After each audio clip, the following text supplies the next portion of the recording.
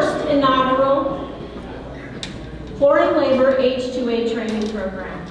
As most of you know, everyone in the room today knows that North Carolina and pretty much the industry nationwide is experiencing a large number of labor shortages. And it's because of that we are seeing a very high increased growth in the H-2A program. And because of that, we would like to take an opportunity to kind of train our North Carolina farmers and growers on more processes and procedures for the foreign labor program today. I'm Elizabeth Saucedo, and I am the program manager for the H-2A and H-2B foreign labor programs.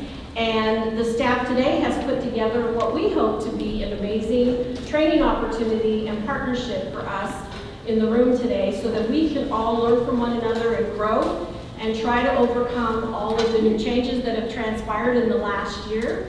As we all know, there's been an enormous amount of change in the last year in the field and in the foreign labor program with the final rule change. So we're going to be discussing some of that today and presenting information. We'll have an opportunity for you to answer some questions. We'll have some suggestion boxes. Just for general housekeeping, there is a restroom right outside the door, male and female restrooms. And we're just hoping that you really enjoy this opportunity to really get a chance to even mingle with one another, ask questions of one another, ask questions of us. The foreign labor staff, North Carolina Commerce staff is sitting here at the front of the table. We're all wearing the green tags, so if you have any questions throughout the training, feel free to tap on one of us if you need some information or like to ask a question. Having said that, as I stated, we are super excited to offer this opportunity. We had an enormous amount of interest. We had 300 registrations. We had 50 individuals attending online and had to open up the registration process on several occasions. So thank you again for coming. We hope that you enjoy the training today and that we can continue to provide this type of opportunity moving forward in the future so that we can continue to grow our partnerships together and move forward with the challenges and the changes that are that come about in the H-2A foreign labor program. So with that said, I would like to bring our first presenter up front to the stage and introduce Drew Long. He is the Executive Director for the North Carolina Department of Commerce Foreign Labor and Ag Program.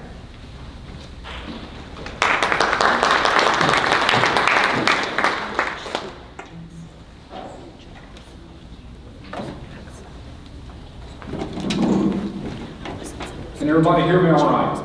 Okay, I'm just going to pull that in here. Me and Tech don't get along, so Andrew's going to help me a second.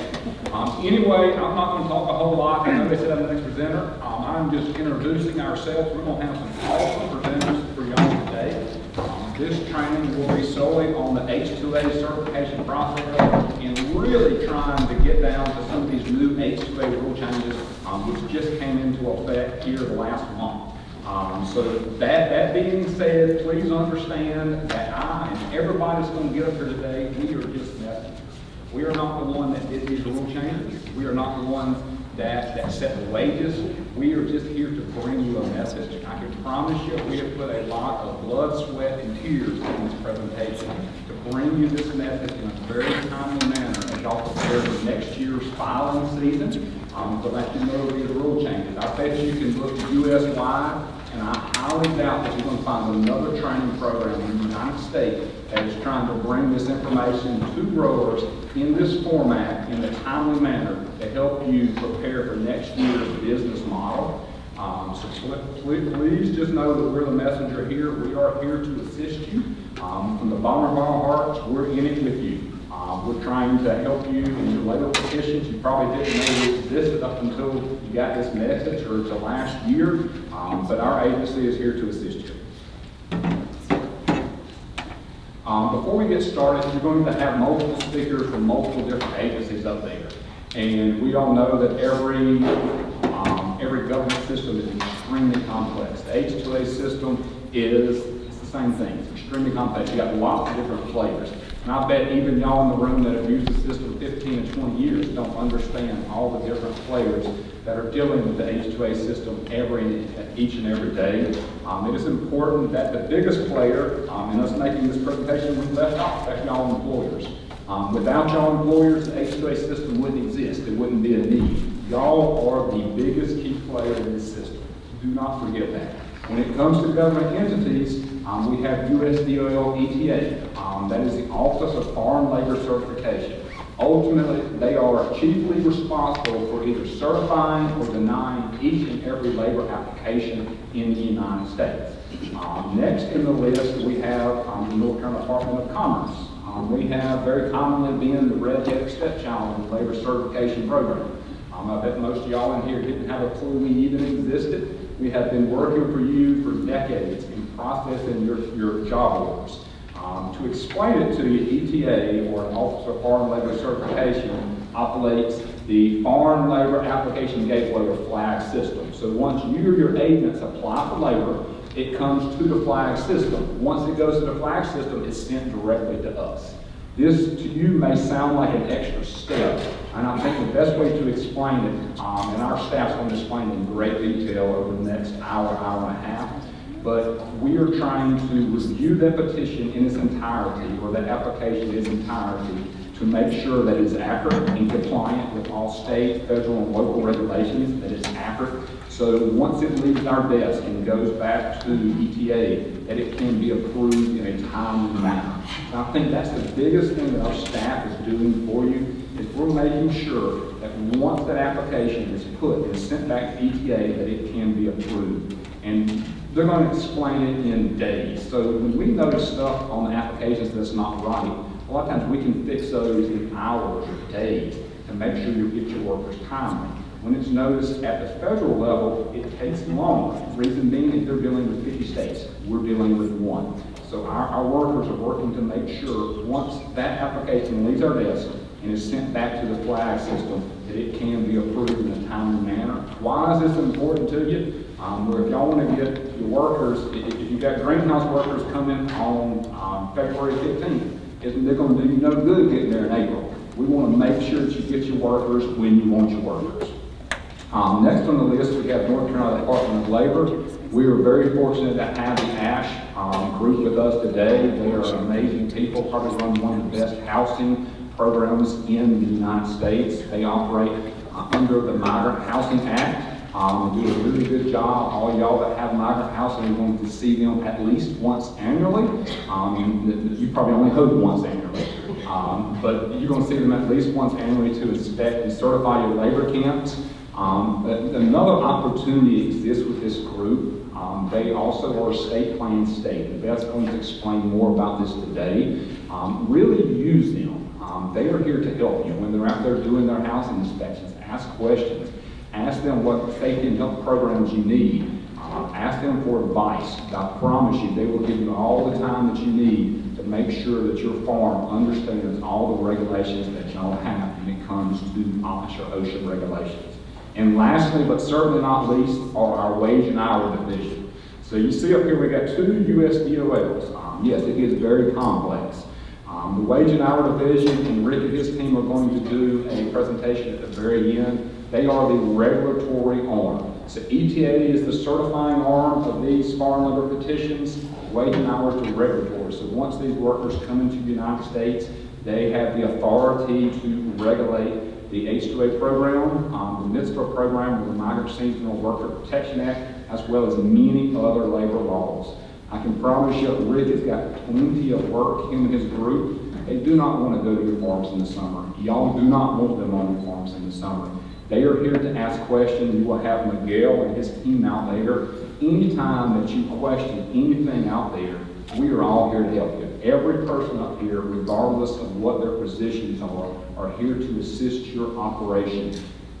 Operate just as effectively and efficiently as you possibly can.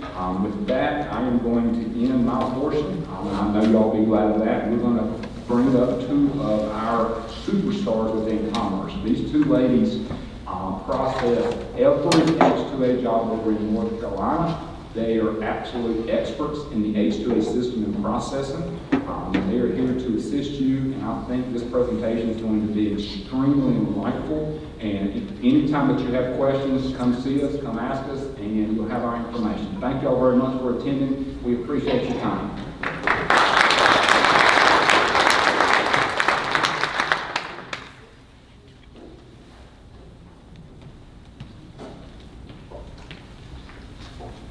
Hi, everybody. How are y'all doing this morning? I want to take a minute and just say I'm so pleased to see so many faces here at our event. When we first started planning this event, we were toying around with the idea of 100, maybe 150 people max. We were hoping for 150. We set the Eventbrite for 250 people and pretty quickly sold out. And then we reset it again for 300 people, and within a week of that, we sold out again. So we cannot thank you enough for your interest in what we're going to be presenting today.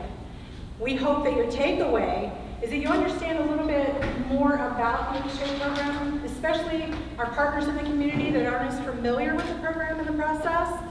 But also, we want to help all of our growers, employers, agents, stakeholders understand a little bit better about how to process through the new change, but also some of the general instructions for completing an H-2A job. So without further ado, we're going to jump right in. All right, so I have a couple of topics that I'm going to be covering today. I'm going to go over the general instructions, including common deficiencies and how to handle, notice of deficiencies or nods. I was talking to a couple gentlemen before the presentation about that.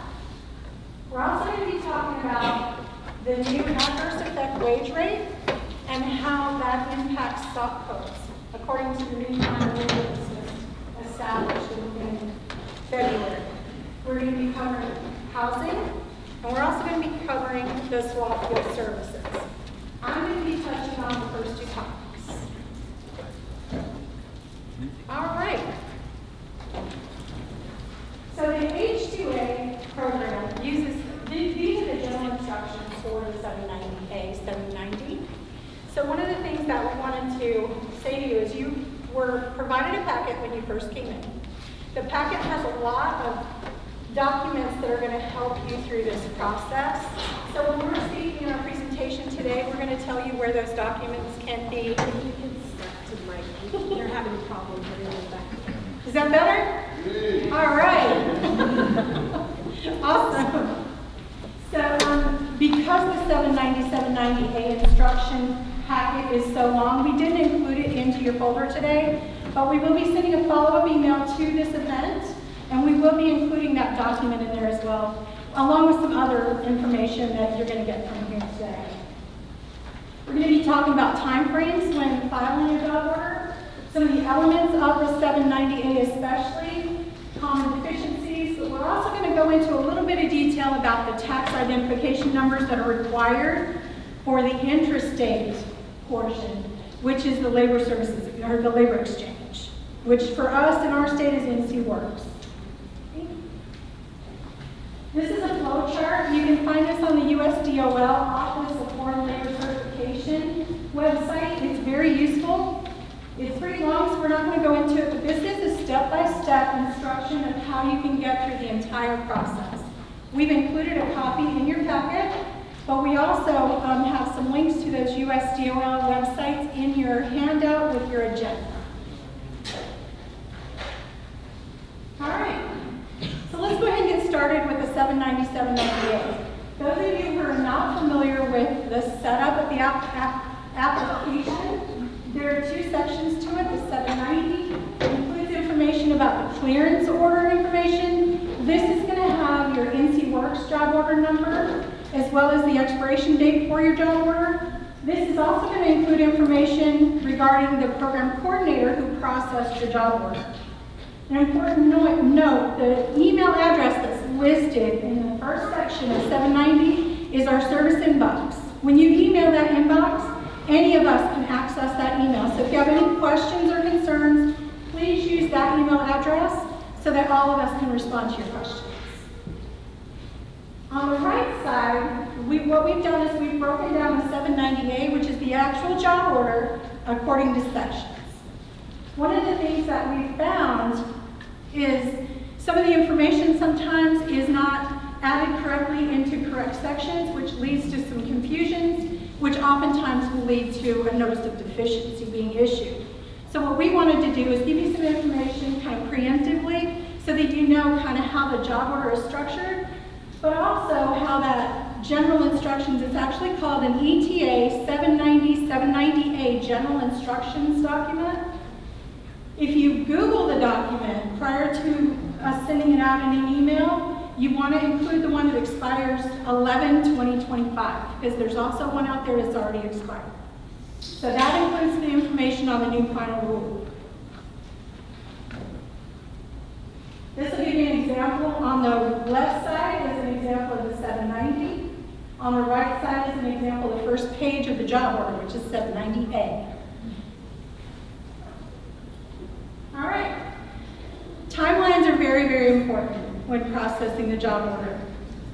When you're looking at providing labor for agriculture in our state, time is of the essence.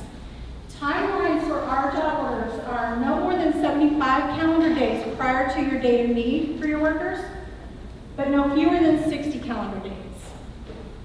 We thought it was really important to talk a little bit about emergency filings because we are seeing a lot of those. If you file a job order prior to 60 days before you need the workers, this is actually going to constitute an emergency filing, and there will be some added additional things that are going to be needed for that job order. One of the things I want to say about this first is if you're filing an emergency filing and you place the ETA 9142 before NC-SWA has reviewed your job order, we cannot make any changes to your job order except to the housing. Now, Cameron's going to go a little bit more into detail about that portion later, but just keep in mind, we can change anything on the housing all the way up until certification. But after you place the ETA 9142, we can't make any changes to the job order. So if we find any deficiencies in the job order that's been placed for emergency, we have to contact CMPC, and then you'll actually be sent a nod through them. And you'll have to respond to them. But we do review the job orders in the same way that we do all the rest of the job orders. We are still reviewing for all of what we need to be looking at in the job order. So with emergency filing, you will be asked to provide a statement. This is a good and substantial cause statement. Some of the reasons why you might be filing for an emergency could be acts of God or catastrophic events. It could be that you didn't file a job order last year in last year's filing season, or it could be unforeseen market conditions.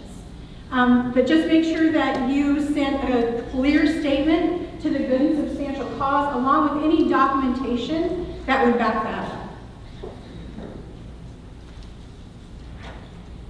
Job description. We love job descriptions. We want to make sure that our job orders, your job orders, always convey to the workers exactly what the work is going to be entailed, right? So one of the things that we found consistent in situations with the job description, and this is in section A8A, so this is actually part of the very first section in job orders, is to make sure that the information that is describing the job is in this section, and not other information that should be in other sections of the job order. We need as much information about what the worker will be doing during this job as we can possibly get.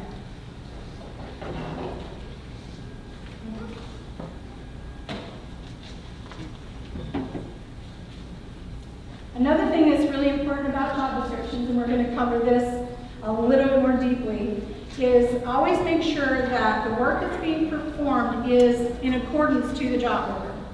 For instance, we have a small sentence here that gives very general information about what the job is going to entail, right? Has some other information about some additional information about the job. But the actual work that they will be doing is only in like the first 2 or 3 sentences. You'll also notice down towards the bottom, section B, minimum qualifications, that could be added over into there so you can make more room for your job description, but also go to your nearest career center. That actually can be in section G for referral information. The last section here actually should be in A8E. We're going to go into a little bit more detail about piecework itself, but as you see from this example, the job description has a lot of information that distracts from what the job is actually going to entail. So we want to see really clear job descriptions so that the worker understands exactly what the job expects. All right. And piece rate. One of the things that we're seeing with piece rate, and this is really important, is a lot of the job orders are either missing the estimated hourly, the extended wage rate that's expected from the piece rate pay, or the guaranteed rate, which is the adverse effect wage rate. You'll hear me call that A word throughout the presentation. So it has to have all three. It has the price per piece rate, and if you'll notice by the example, it's got the wage rate offer, but then it says per hour, but then in piece rate, it's got 50 cents per, and then it's 5/8 bushel of sweet potatoes. Then it's got estimated wage rate, extended out based on, and then how many bushels it takes per hour to get to that price, and then the guaranteed $14.91. It's very important to structure it this way. And again, this is included in the instructions in the 790, 798 instructions that we're going to be sending later. All right. Required licenses. We've seen a lot of job descriptions include some information on required licenses. And one of the things that we would like to convey to you is that according to the general instructions, you have to specify the type of certification or license that's required, but you also have to describe the nature of the driving. We see very commonly where it says, although it's not a driving requirement, if they're driving, they would have to have a license either equivalent to their foreign country or a minimum of Class C. So in this regard, because of what's happening with the new final rule, we do have to be very clear about the types of driver's licenses that are required for that worker. And we're going to get into a little bit more about the driving and stop codes later. But what we wanted to convey here is to make sure that the license is specified, describe the nature of driving, but also that the license aligns with the job. So in other words, if you have a 2092, 45 2092 is a farm worker laborer, right? But you describe in your job description that you have a CDL Class B requirement, then that's not aligned with the SOC code for that job description. We're going to explain that a little bit later. Employer address, section C. We actually have seen this commonly with labor providers that are providing labor to a lot of employers. We need to make sure that if there's not a numbered address associated with that work site, there needs to either be detailed instructions for how to get to that work site or GPS coordinates. This is really, really important for a number of reasons. The number one reason, actually, and the only one I'm really going to touch on here, is that all work sites have to be able to be identified for the sake of fire, EMS, police, things like that. So it's very, very important to know where these workers are. The other thing, too, is to list all the employers that are included with multiple employers, so by name. And we're going to get to why that's important in the next slide, too. But make sure that even in the C section, which is in the main body of the 798, not in the addendum, but in the main body of section C, make sure in additional information you're adding the employer name. That's going to be really important for the next part. And the next part is housing. Now, I'm only going to touch on what needs to be in the housing section, but there are going to be a couple of other presenters that are going to go into a little bit more detail about the housing element. It's very important that if you have it or can access it, please provide the NCDOL site number. This will help us in reviewing the housing online. If you need help finding that, you can refer to any of your previous year inspection reports. You can also try the NCDOL website where they look at the Meyer housing and check by that county and the owner or operator name. But you can also contact DOL after you've registered, and we're going to go into more detail later. Listing housing individually is very, very important. We see a lot of job orders where the section D will have the main housing site, and then in additional information, we have 5 or 6 other housing sites. Because of the way we're having to certify housing now, all housing has to be separated in the job order. So if you have more than one site, definitely use the addendum B to record the rest of the housing for the job order. Okay. Housing compliance.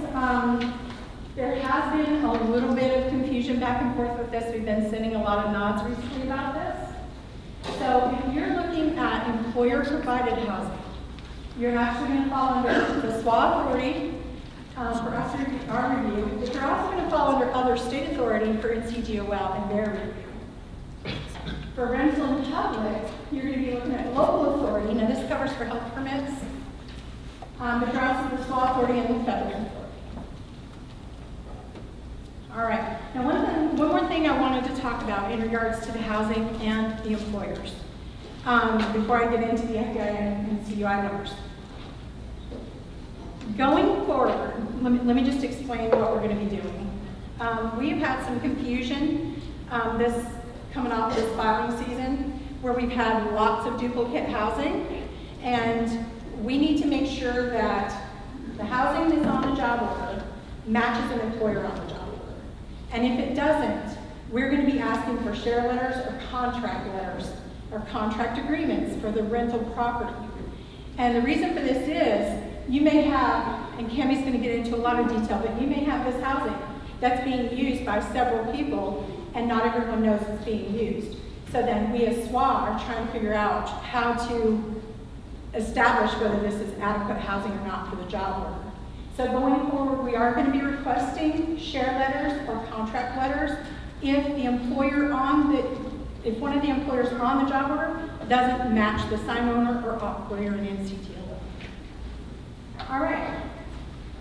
So with the FEIN and the NCUI number, this is in regards to placing the job order for interstate clearance in our labor system. For us, again, it's NC Works.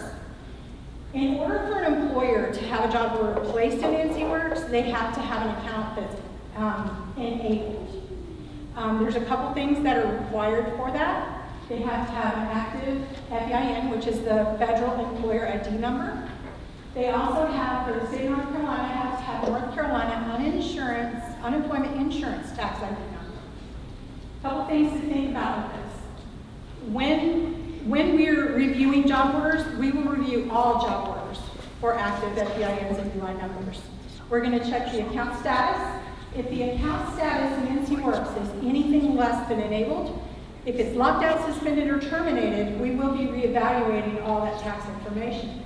So at that point, we're going to require that you send us documents from the IRS for your FEIN, but we're also going to require that you verify your NCUI number.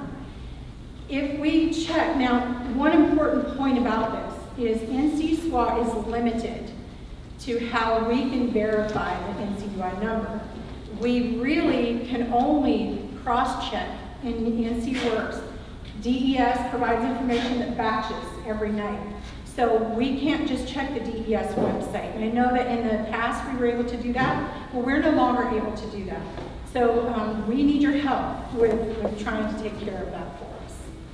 So if we do come across an NCUI number that, well, to say this, it has to either be an active NCUI number or a non-liable NCUI number.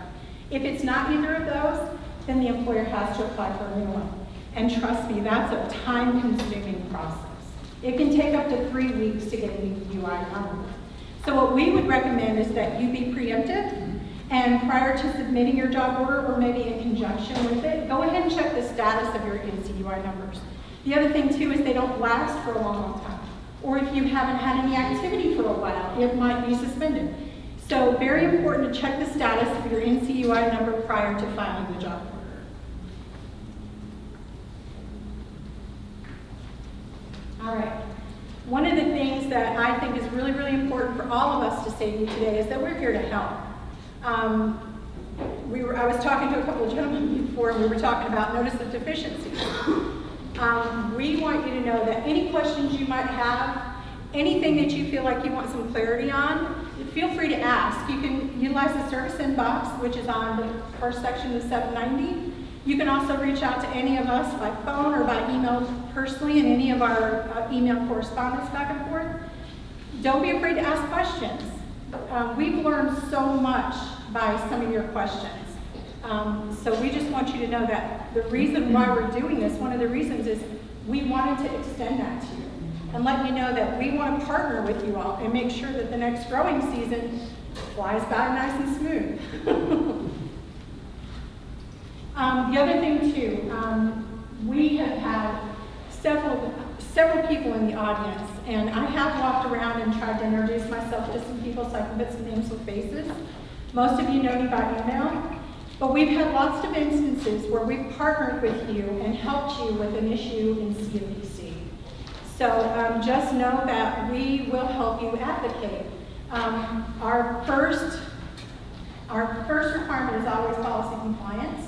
We will always do that first. Protection of the workers, for sure. But we also want you to know that part of that is making sure that you all have the best access to the latest information.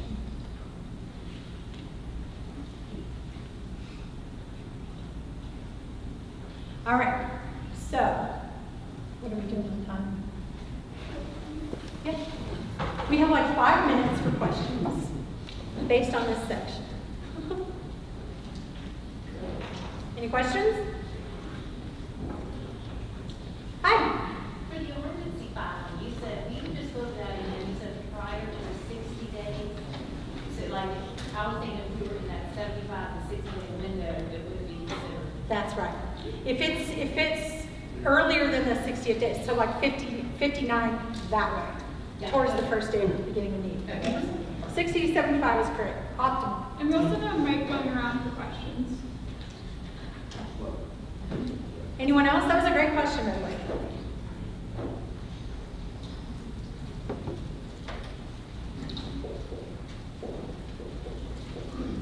Can you talk about the change to how the list housing development? I didn't hear you, but did you say, are we going to talk about the changes in the housing? You mind talking about change in how we list housing in development as far as accumulated housing for early season workers versus later season workers, keeping housing matched up in the job. Yes. Actually, Cameron Albert, she's going to be doing a whole segment on housing, and she is going to be covering that Yes, as if you well. want to wait till we get to that piece, that'd be awesome. She's probably going to be able to answer your questions just during that segment. Anyone else?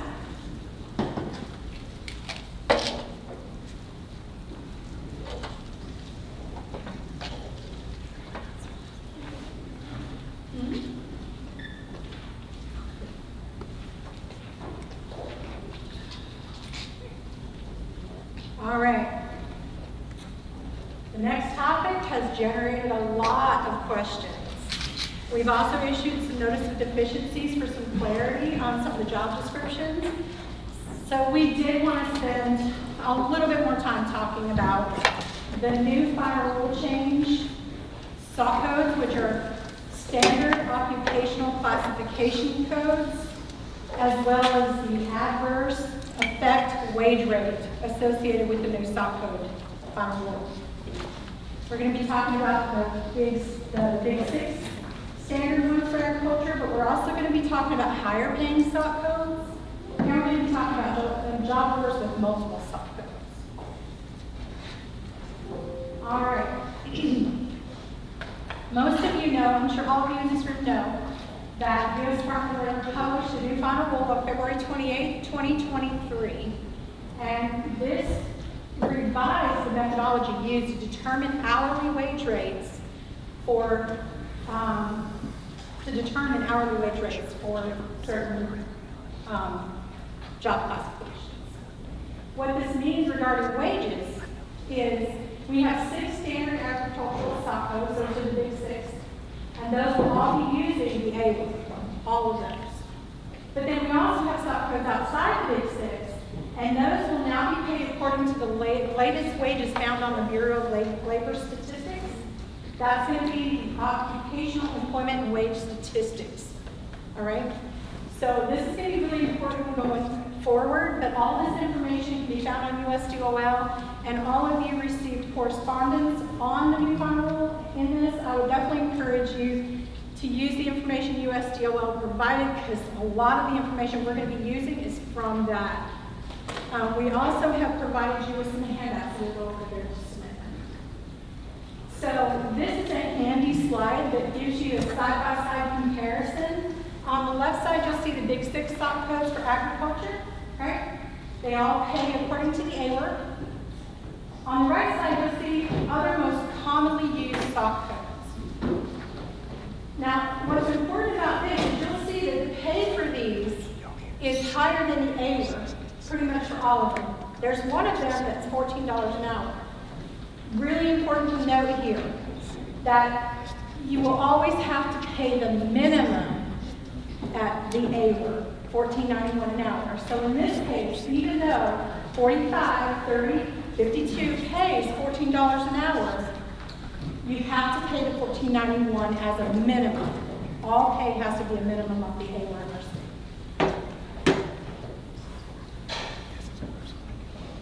Can you go back to that slide? Sure.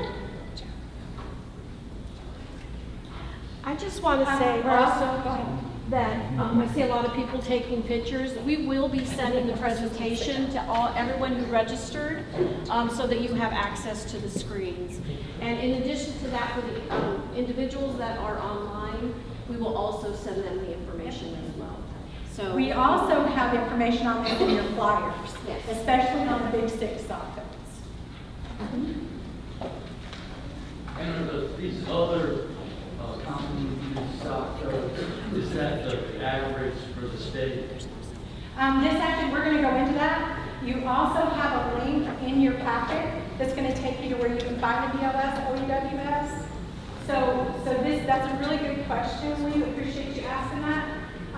But this is all the prices that we found out, or all the payment we found on here was from the BLS site. We reported those directly for our state. These are specific. Go ahead. You want to just talk to them? Okay. And these are specific to North Carolina, so it was updated on July 1st. Sorry about it, we can actually talk about here, from you. And this weekend, maybe move the mic or something. Yeah, we were told we can't move the mic, but I'll try to move closer to the mic. How's that?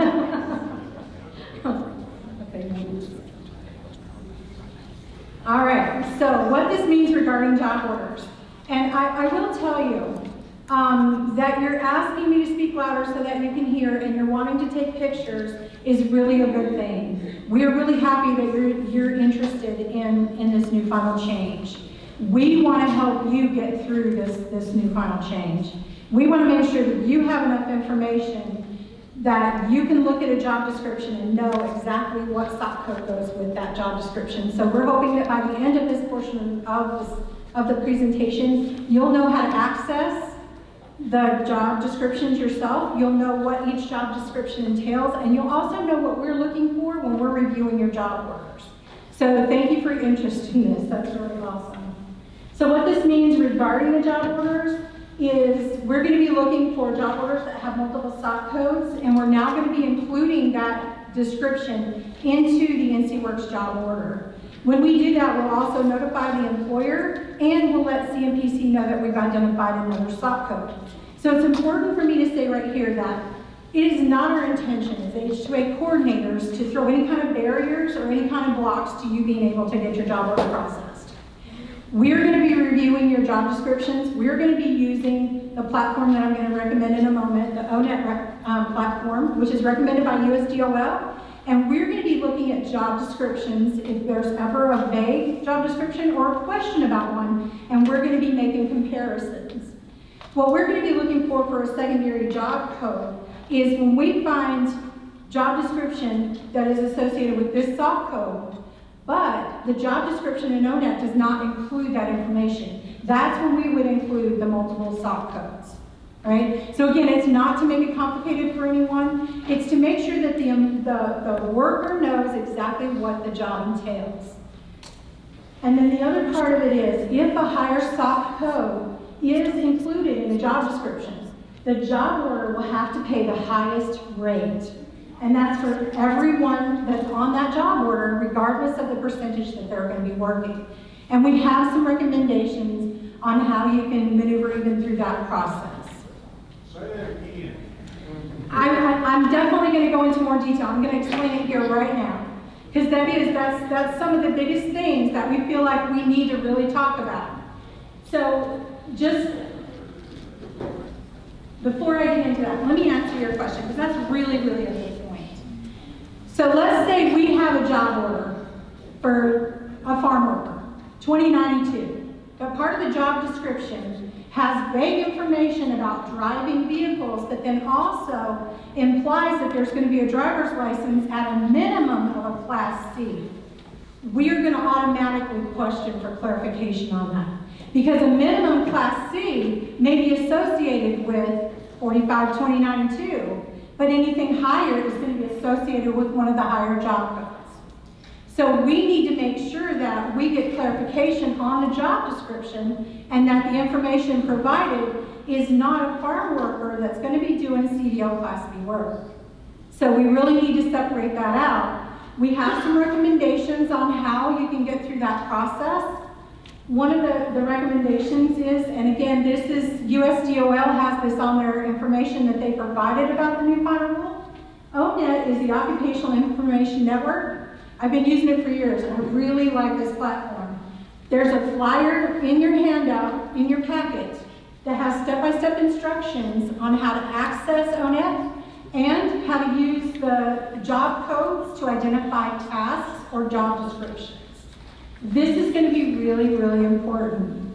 There's also, and I think this is one of the most helpful things for us, and this came from our director, Drew. We provided in your packet a document called Crosswalks. That's actually going to be giving you some really good information about the Big 6 job codes. But we've also included a wage and hour division cheat sheet. This tip sheet is going to give you a lot more information. We would also encourage you to look into all that information. But I think the biggest thing is to go into ONET using those directions we're providing, use the SOC code for farm worker and laborer, and then from there, decide if you need an additional job order for the workers who do not fall under that job description. So, for instance, if you have a job order for 30 workers, and all 30 workers are going to be working under 452092, which is the farm worker and laborer, but you have in there that the CDL Class B or you've indicated CDL Class B is required, and this has happened a lot, then that automatically either goes to the bus transit if they're transporting people on buses, or to the light truck driver. One pays $17.85, one pays $18.84. So what we recommend, instead of paying everyone on there that amount, split the job order. Reduce this job order by the number of workers you need for the higher paying SOC code. So for instance, if you need 2 CDL truck drivers, then you're going to reduce this job order to 28, and then you're going to create a second job order just for the CDL truck driver. That's going to eliminate the need for you to pay all of these workers that, because nobody wants that, right? Especially if not everybody's going to be doing that job classification. But then you also want to make sure that the people who are assigned to that job are actually doing that job over here and being paid at the higher rate. So one of the things that I think is really important about this is that whatever job description is listed on your job order, that worker is doing that job description. Now my next example kind of touches on that a little bit. Yes, ma'am? So may I make an observation of your comment of doing multiple job orders in that particular situation? Uh-huh. So is it really practical in the life of agriculture if you require a CDL holder as a driver?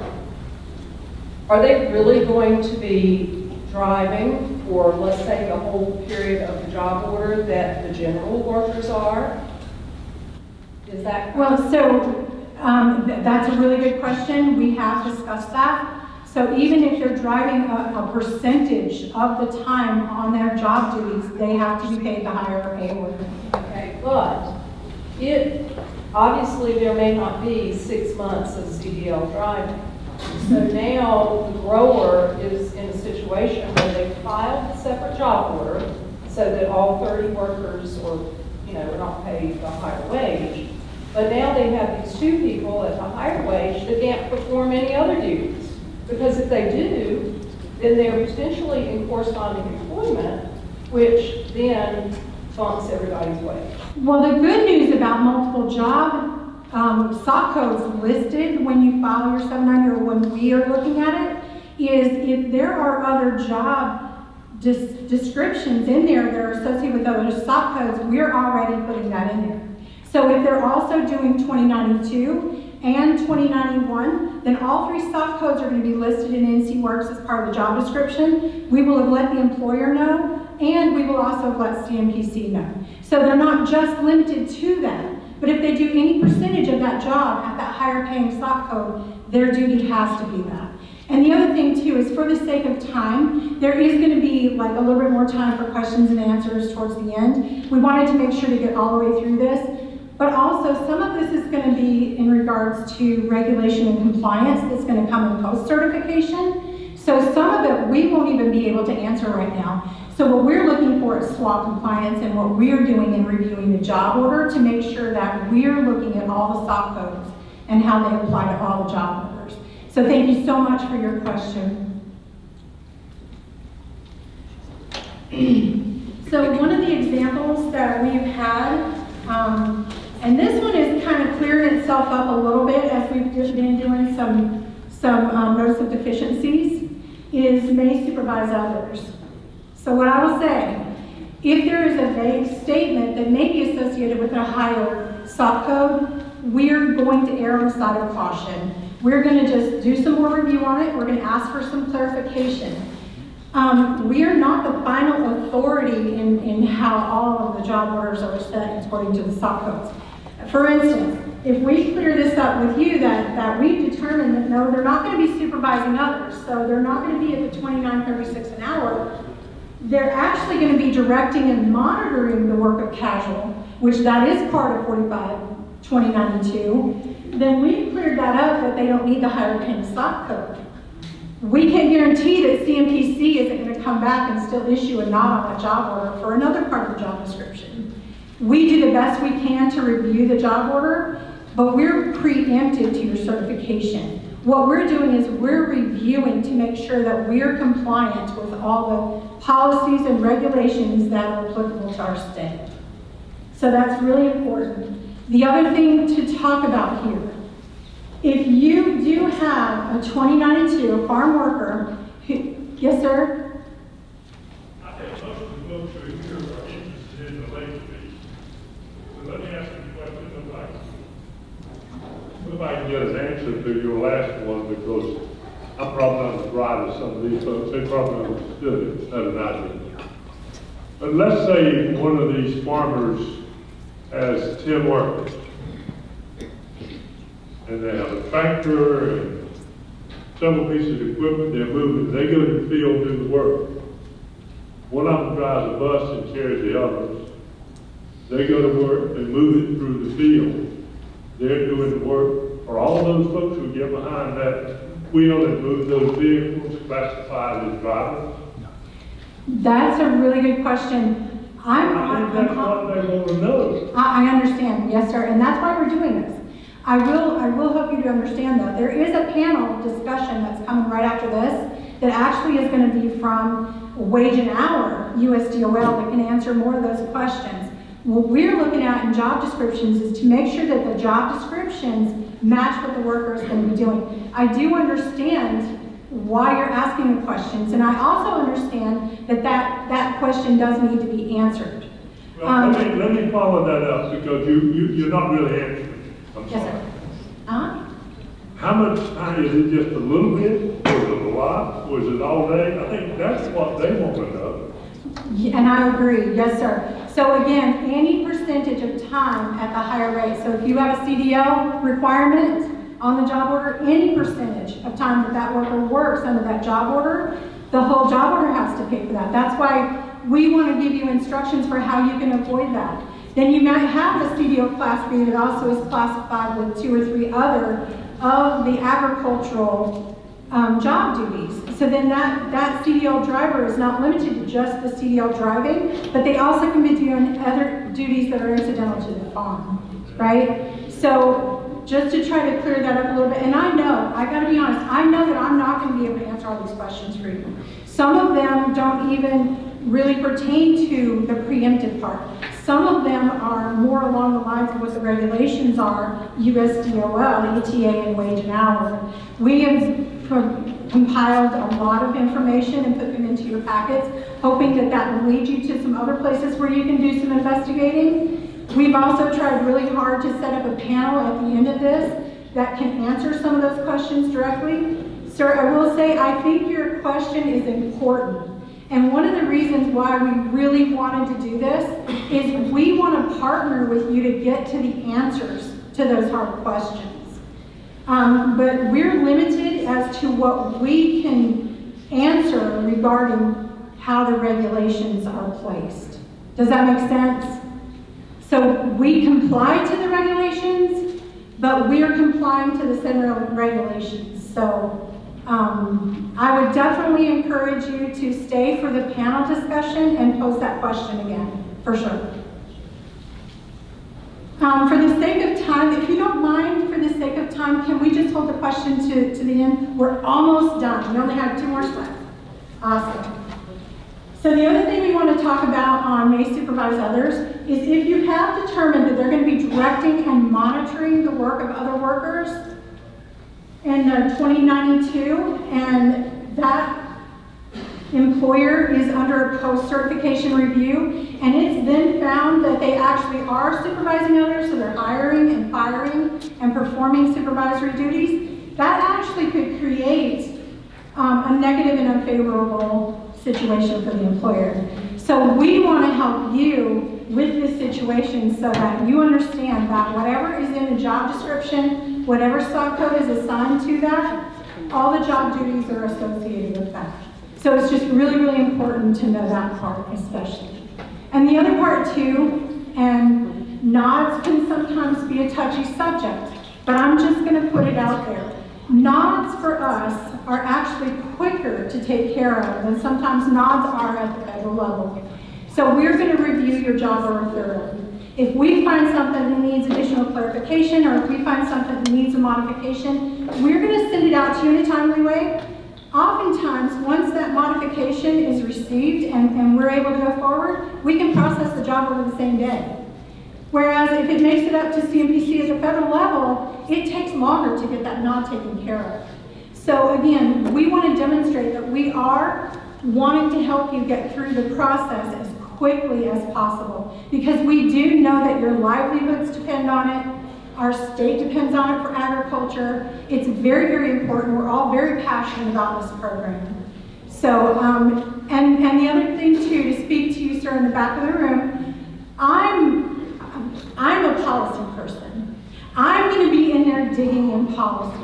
That's kind of like my pet peeve, so it's kind of like my assignment on the team. If I don't have an answer to something that's on my level, I'm going to do my very best to find the answer. So I would encourage any of you, when you have these questions, please use the question box out in the hallway. Ask the questions. Let the panel help you. If you don't get the questions answered today, we will be answering those questions and sending them in a follow-up. Ask the hard questions. If we don't have the answers, we're going to help you find the answers, okay? So while I may not have all the answers for you today, we all may not have all the answers for you today, we do want to give you a resource to at least try to ask the questions and get them answered. The last example we have is about the CDL, but I don't think we need to touch on that a lot more because we've already covered it with your wonderful questions and your engagement. That's really awesome. But we do encourage that if you do, even if you only have one that's going to be working with the CDL Class B, separate the job order. Have one job order for that person that's also going to be doing other job duties. So at this point, how much time do we have? 5 minutes? Can I have 5? I'd like 5, because I know there's going to be questions. All right, we have 5 minutes. Yes, ma'am, you first. Back on the supervisory slide, you know, part of what happens in this process when you review the job order and give us tell us what language you want to see. So to you all, direct and monitor the work of casual seasonal help may be considered appropriate language for 452092, but when wage and hour comes to investigate, what is direct and monitor in their eyes, and if an individual is on a 452092 job order and are somehow determined to be supervising, are back wages going to be owed for 2936, and then is that going to encompass every single worker on that job order? That's a We can't wonderful answer for any question. wage and hour stuff. If you're asking wage and hour, No, it's not a wage and hour question. I can't answer this in a general way. And I do have to answer this in a general way because we're only looking at what we're looking for job descriptions. We found this in ONET. This is the exact wording from ONET for that job description for 452092. We would definitely encourage you to use that information in your flyer to look at 451011 to determine the supervisory skills and just see which skills are which for the SOC code. But this direct and monitor, and you can also peer monitoring, direct and monitor the seasonal help is directly out of ONET. So that's where we use all of our resources. When we're reviewing your job orders for your job descriptions, we pull up ONET. We have multiple screens. We pull them up, one screen and the other, and we're comparing them. And if we have all these job descriptions in 2092, but this is a 2091 and there's only a couple, then we're going to question why you've got 2091 when it's primarily a 2092, or we're going to add the two together. And that makes sense. It's just, it's kind of vague. The 451011 job description is directly supervising and coordinating the activities, agriculture, forestry, agriculture, and related workers. So it's just real simple language that, in my eyes, could be one way or the other. And how do you protect the employer to not expose themselves to 2936 for a group of 300 workers? That's a really good question. And like Drew said, we really want you to stick around for the panel discussion because that's going to be a really good question for them. And I'm getting the time's up. So at this time, I really want to thank you. That was really wonderful, really wonderful. I'm going to turn it over to Cameron Albert. She's actually going to be going into a lot more detail about the housing.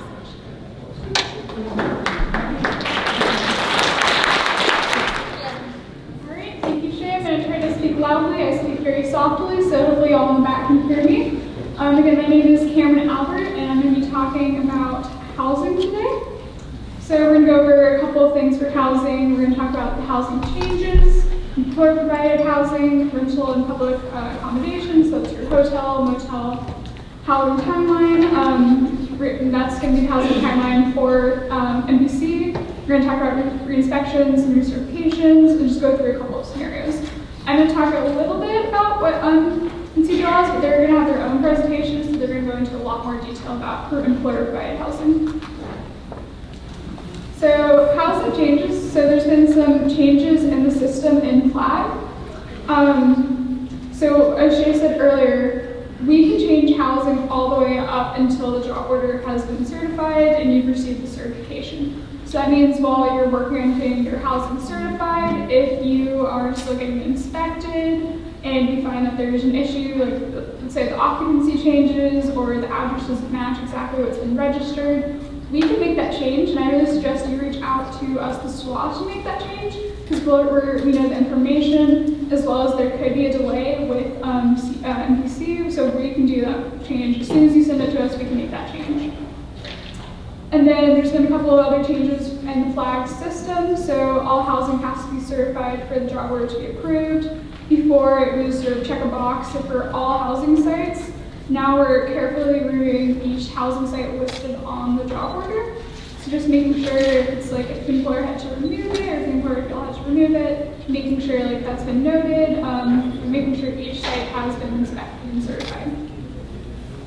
And as she also said earlier, if the housing changes after certification, so let's say that your job order has been certified really early on, but your housing has changed, there's just been an issue with that, then you have to reach out to CDC to let them know that that situation has changed, and then send us the information so we can make sure that it's in compliance with the swap. So that's either at the federal level, or sorry, either if it's employer provided, or if it's rental accommodations. So if your housing site doesn't work out and you put your workers up into a hotel for the time being, letting us know those details so we can make sure that's compliant. Okay, so we're going to go over a couple of things for employer provided housing. So when we receive a job order, we're looking at a couple of things. We're making sure that it's been registered or certified at NCDL. We're going into a little bit of the timeline for that, but really making sure that's been registered, making sure it's been registered accurately, so it's listed correctly on the job order. And that's again where we're looking for our site IDs. That really helps us identify it much quicker. And you can get that when your job order has been certified, or if you have your site in past filing year. We're also looking to see if housing is on other job orders. So if the same grower or employer lists their housing, checking to make sure that there's enough occupancy for all the job orders. We're also looking to see if it's different labor contractors that are using housing, making sure that just seeing all the job orders that could be on. Again, that kind of goes into what we're talking about for shared letters. So if you have housing that's owned by different growers, different employers, we're looking to make sure that we know that the employer grower knows that their housing is being used. And again, checking occupancy, just making sure that we have enough occupancy listed on the job order for all the workers that are there. And so we also suggest for registering for NCDL, making sure that you have the correct dates of employment, so that make sure that aligns with the job order. And then we'll get into a bit about recertification, but again, so we'll just talk about that in the next few slides. So rental and public accommodations, that's hotels and motels. So we've seen a lot of these recently, especially for our bigger job orders. We've seen those just all over kind of in the Sampson County area, so just for a large number of workers. So when we receive a job order with hotel or motel, we're looking for a couple of documents. We're looking for hotel agreements. Hotel agreements should have the hotel manager, it should have the phone number of the hotel, it should have the dates, just so we can make sure that checks out. If the hotel does have kitchen facilities, making sure that those follow regulation. And if they don't, looking for a catering agreement, and making sure, again, those dates align with the hotel, and just that there's going to be 3 meals provided for the workers, and for the hotel and catering, making sure we have health permits for those. And then for laundry, we're looking to see a lot of hotels don't have enough laundry facilities for their workers, so we are looking for just an assurance that workers will be taken to either nearby laundromats, or if the hotel does have enough facilities, and there's assurance that those will be covered for the workers. And so what we do when we receive job orders with hotels, that's the information we collect. We will send our field staff to a hotel for a pre-cert site visit to make sure that those rooms are up to regulation. And we're also going to call the hotel ahead of time to just confirm the reservation. Just make sure that what we've been sent matches with what they have, and is making sure that, again, the rooms are in regulation. And then later on, once the job order is started, we will do, our field staff will conduct post-cert site visits just to make sure that the workers are there and that they've started. Okay, so I'm going to talk a little bit about the timeline. This is CBC's timeline as well as with NCDL's, but we're going to have that more. So as Jay said earlier, 75 to 60 days prior to the start date, the job order is submitted to flag. And minimum of 45 days prior to the start date, you need housing is registered with NCDL. We ask that you do register housing as soon as possible. It's just going to help with time delays. A lot of times we've seen job orders certified maybe a week before, housing certified a week before the job order is supposed to start, when really it should be 30 days prior to the start date you need that it should be completed and flagged. So it's really probably the biggest thing that holds up job orders from being certified early is housing. So if you can get that done as soon as possible, that's really just going to help with the time. So working together, here's a couple of things that we wanted to suggest sort of for us to help each other. So when we're reviewing housing, we suggest listing the number of occupants that would be specific for that job order. So a lot of times we will get job orders and we'll have the housing occupancy and that'll be the number that you give us.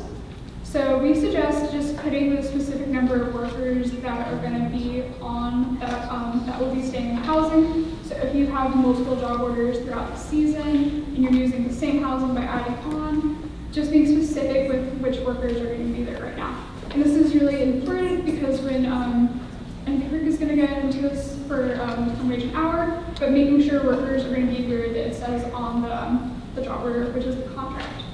So making sure that they are where we say, or it says that they are going to be. And so again, making sure that job orders or housing is registered early. Again, we can't stress this enough that this takes a while for inspections, then EHS, if there's an issue, there's time delay, so making sure this is done early, and also that information is entered in accurately. And then again, just providing shared housing letters when submitting job orders so we know which growers own which housing sites. So if we come back into like later in the season and find a job order with housing that's already been used, we can already say, well, this is grower, we already got this contract, making sure we have that right information. And so then I'm going to talk about inspections and recertifications. So we've kind of seen this later in this part of the year. Housing certificates for certified housing for instance will only last until the end of the year or until housing comes vacant. So we've had a lot of job orders in the spring that have already ended, and now we've had a couple months of gap, and now we're filing for the fall. So what we're saying is that just employers will have to re-register their housing, recertify it if the site becomes vacant. I've got a couple of scenarios. So this is multiple employers, growers use the same housing. So if you have job order X and job order Z, each request from workers can both use the same housing site for 20 workers. And we use the SWA proposed listing housing sites for 10 workers each for the housing occupancy. And this is again where we're requesting housing agreements, just so we know the grower owns the site, making sure we just know who's there. And this is really important for labor contractors, just so we can know which house site's being used.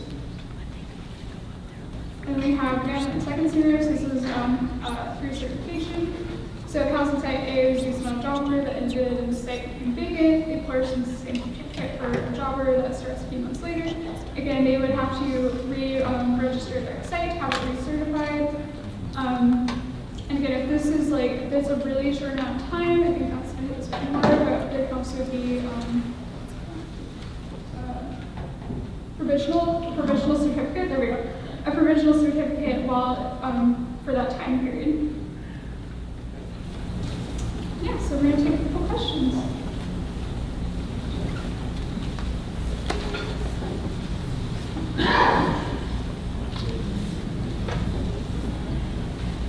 Yes. And he's going to come over.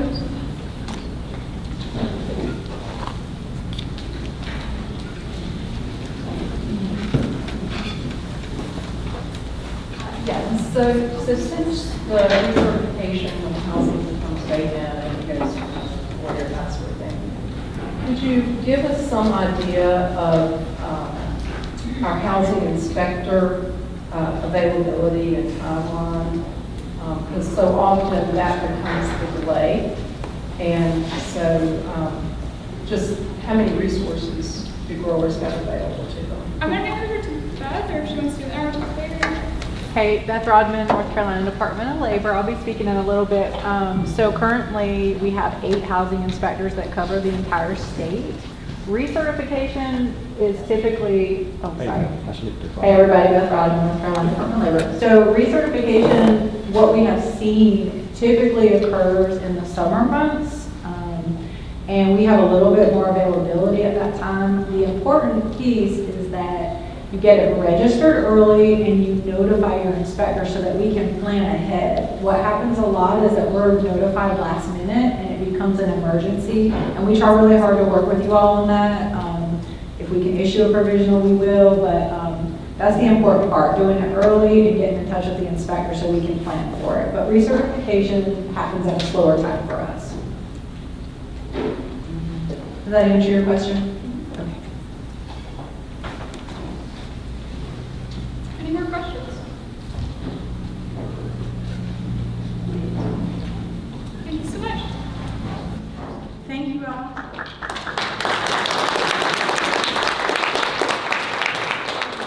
We just want to say thank you to Candy and Shay here. They did an outstanding job presenting this information. They came on board with us. We went into the final rule change, and they have done an outstanding job learning regulations, learning the whole transition piece, and I really commend them for their committed efforts in working and partnering with all of you to ensure that we work together to get these job orders processed and finalized. So thank you, Candy and Shay, for an outstanding presentation. We appreciate that. Next, we're going to take a break, and the break will end at, we're going to take a 15-minute break. Please feel free to help yourself to refreshments.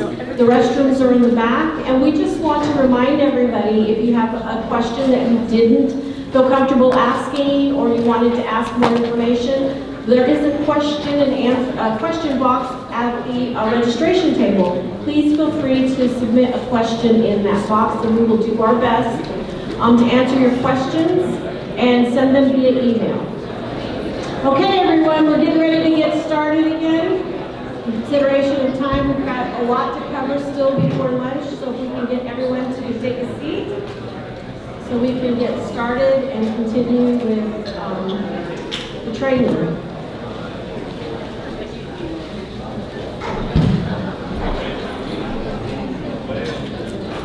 Okay, so this morning you heard a lot of information about the foreign labor job orders, and now we're going to move on and cover information from the field and the agricultural side of the foreign labor program. And to explain that information and present information regarding the field services is Tim Dolly-Height, and he is our Ag Field Services Manager. Hey, everybody doing this morning. I promise I'm going to keep this short and sweet because we've got a lot to get through, and I sure want to hold it up for dinner. Okay. You probably see some of our field staff out in the field, so please understand they're there to help, provide services, and not trying to get anybody in trouble.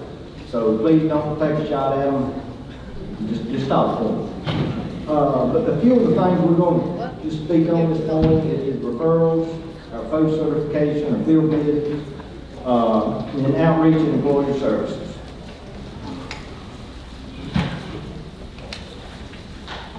I can operate this thing right here and right there.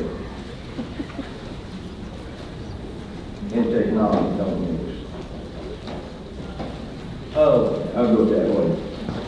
Referral, I know popular belief thinks that we just load people up in a bus and send them out to the farm, and I promise that's not how it works. But federal law, it does state that we have to make these jobs available to the U.S. workforce and refer people that do meet the qualifications and want to be referred. We do those through our career center, roughly 96 of them throughout the state.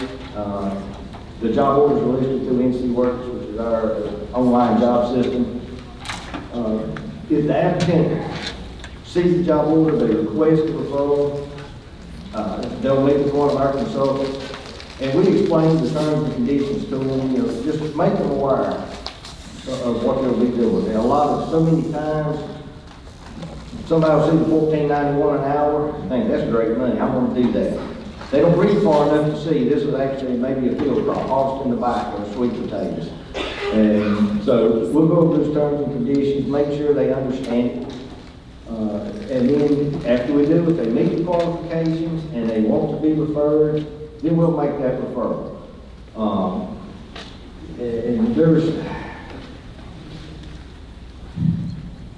many referrals that are made. Very few y'all actually see. Most of it is behind the scenes.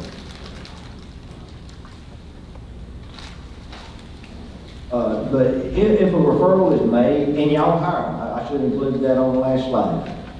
You as the employer make the final decision on who you hire or not. If we see they're qualified and they tell us that, we're gonna make a referral, but it's up to y'all to, to interview them and make that determination and hire them. And if you do hire them, then you're definitely gonna see some of our field staff. We're gonna follow up again, federal law states that we follow up on all these referrals, making sure that the terms and conditions are being met. It's basically protecting the integrity of the program itself. So, for example, if you get a referral, we're going to reach out to you, find out, did the applicant, did they contact you for the interview? Did you hire them or not? And if you did hire them, did they show up for work? And if they did, how are they working out? Are they fulfilling their end of the contract? Showing up on time, doing the job, able to do the job. And we'll talk with the applicant as well. We're going to make sure, the terms and conditions are being met. They're being treated, doing the same work as everybody else. We don't want out there find, speak with the applicant, your H-2A workers, they're out in the field harvesting labor, out doing the crops, and you've got the U.S. domestic worker pulling weeds or using the weed eater to cut the weeds around his bike farm. Just treat them the same way. If they can't do the job, then nothing says you have to keep them. It's just like any employee. Also, while we're out there, again, we're not looking for anything to get anybody into trouble, but if, interviewing some of the workers, if they, make a comment or tell us, say, hey, my pay's not right. I think I should be getting paid more. Okay? We're going to look into it. And I say look into it. We're not enforcement by any means. It's simply, we're going to talk to like I said, the applicant. He's going to tell us his stuff. We're going to come to the employer and say, hey, worker number one here, he thinks he should have made $20 more on his last check. Is there anything to that? Can you explain it? And usually, 99% of the time I've ever had to deal with something like that is miscommunication. But if it is something simple like it, we just call that apparent violations just because we got to have a technical term, and the government tells us that's what we're using. If there is something to it, you got, if you look at it and say, okay, I made a mistake, I'll get them paid. We've got 5 business days to make that correction, and everything's great.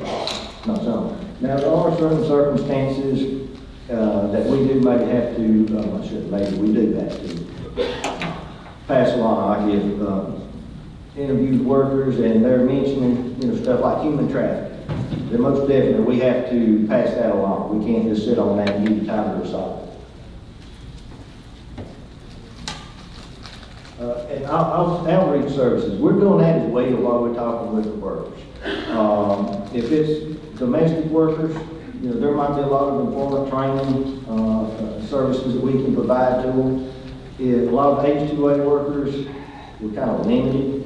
That would be more like your health services. If, just let them know where the health clinics or the dental clinics if they need assistance. And that's not just necessary for the workers.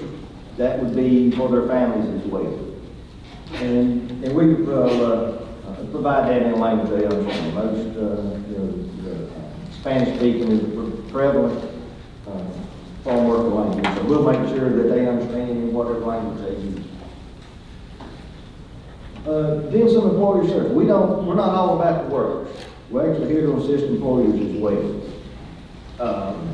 That could be a number of things. Just if you got a question on some sort of farm labor regulation, whether it's something like with youth labor. You got a neighbor calls you up, they've got a teenage kid that wants to work there in the summer, and you want to help them out, but you're not sure if you can or not.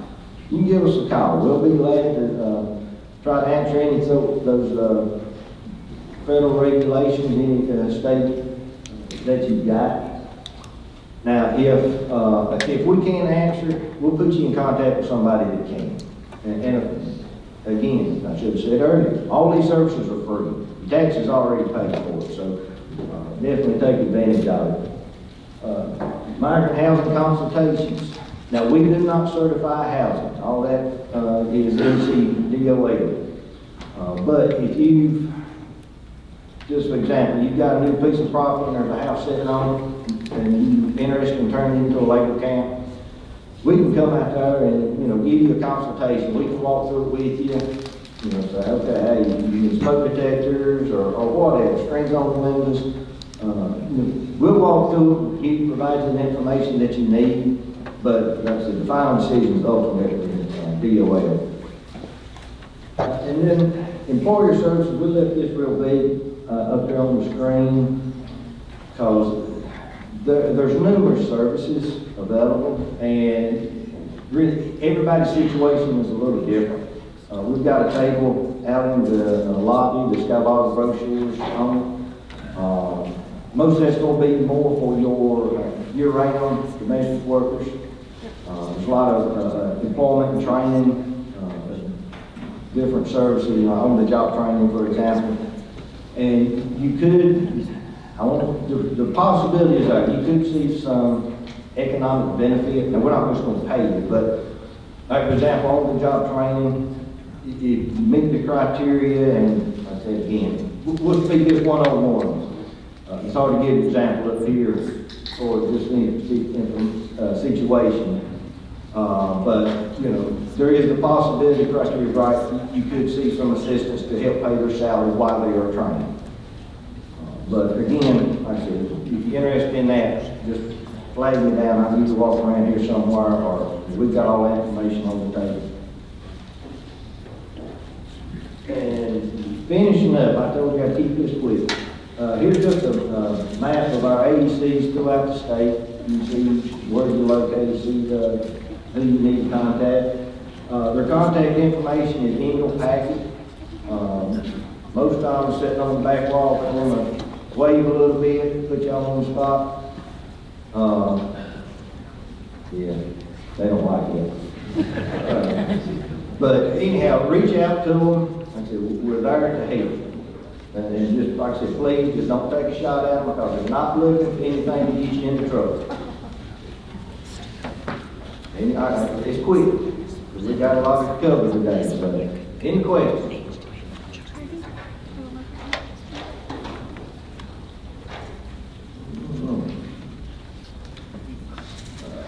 I think, did you cover that, Ken? You know, that when we get it? Sure. Okay. Changing around a little bit. Here's some resources that is available for y'all to look at to cover a lot of stuff that was covered this morning. With H-2A, H-2B policies, the flag, and then I see our NC works on there as well. I believe they stated there would be a link for y'all to access that. And here's the contact information. I know they had mentioned in the questions as far as the H-2A, you can send it to the emails. H-2B, which is the non-ag, is listed as well. We thank y'all for this section of the program. Thank you.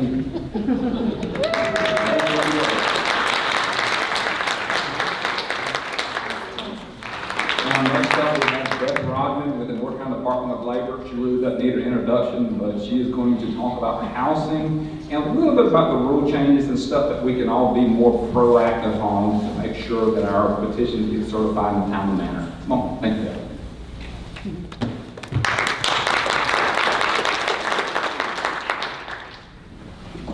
Good morning, everyone. I'm Beth Rodman, North Carolina Department of Labor, part of the Occupational Safety and Health Division, specifically the Agricultural Safety and Health Bureau.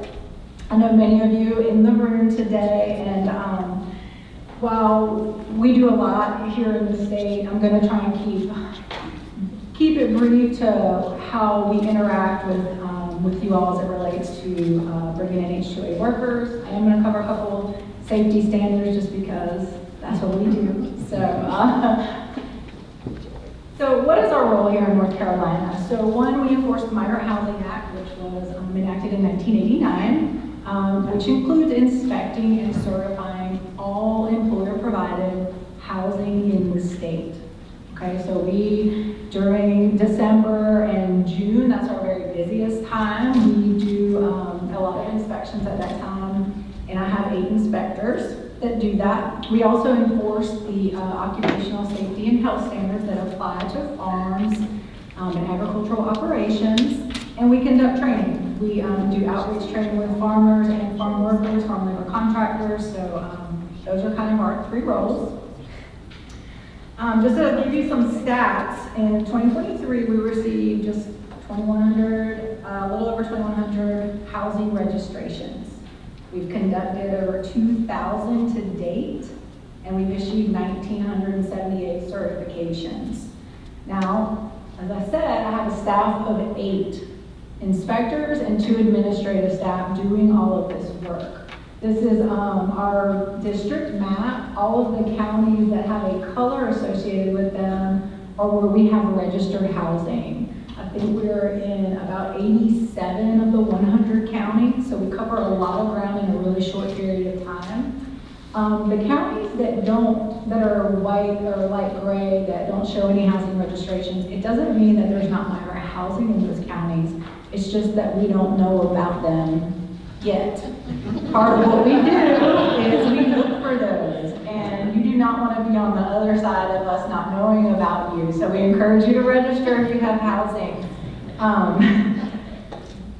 And if you see, I don't know if you can see your counties in the back, but these are all of the inspectors. I would like all of my inspectors just to stand up real quick and preview you too, just so you can see my photo.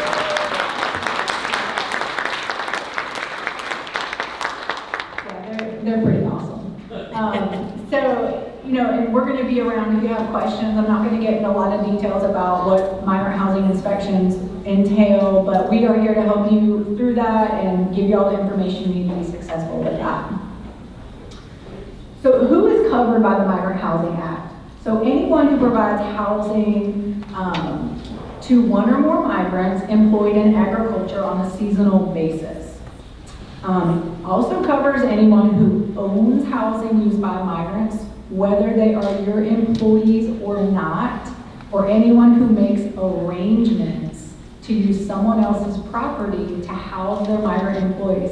So you can see that there's a lot of people that can be covered under the Migrant Housing Act. And when we come out for compliance for unregistered housing, that's one thing that we're going to look at. We're going to look at the farmer that may be involved, a farm labor contractor that may be involved, and perhaps the owner of that property as well.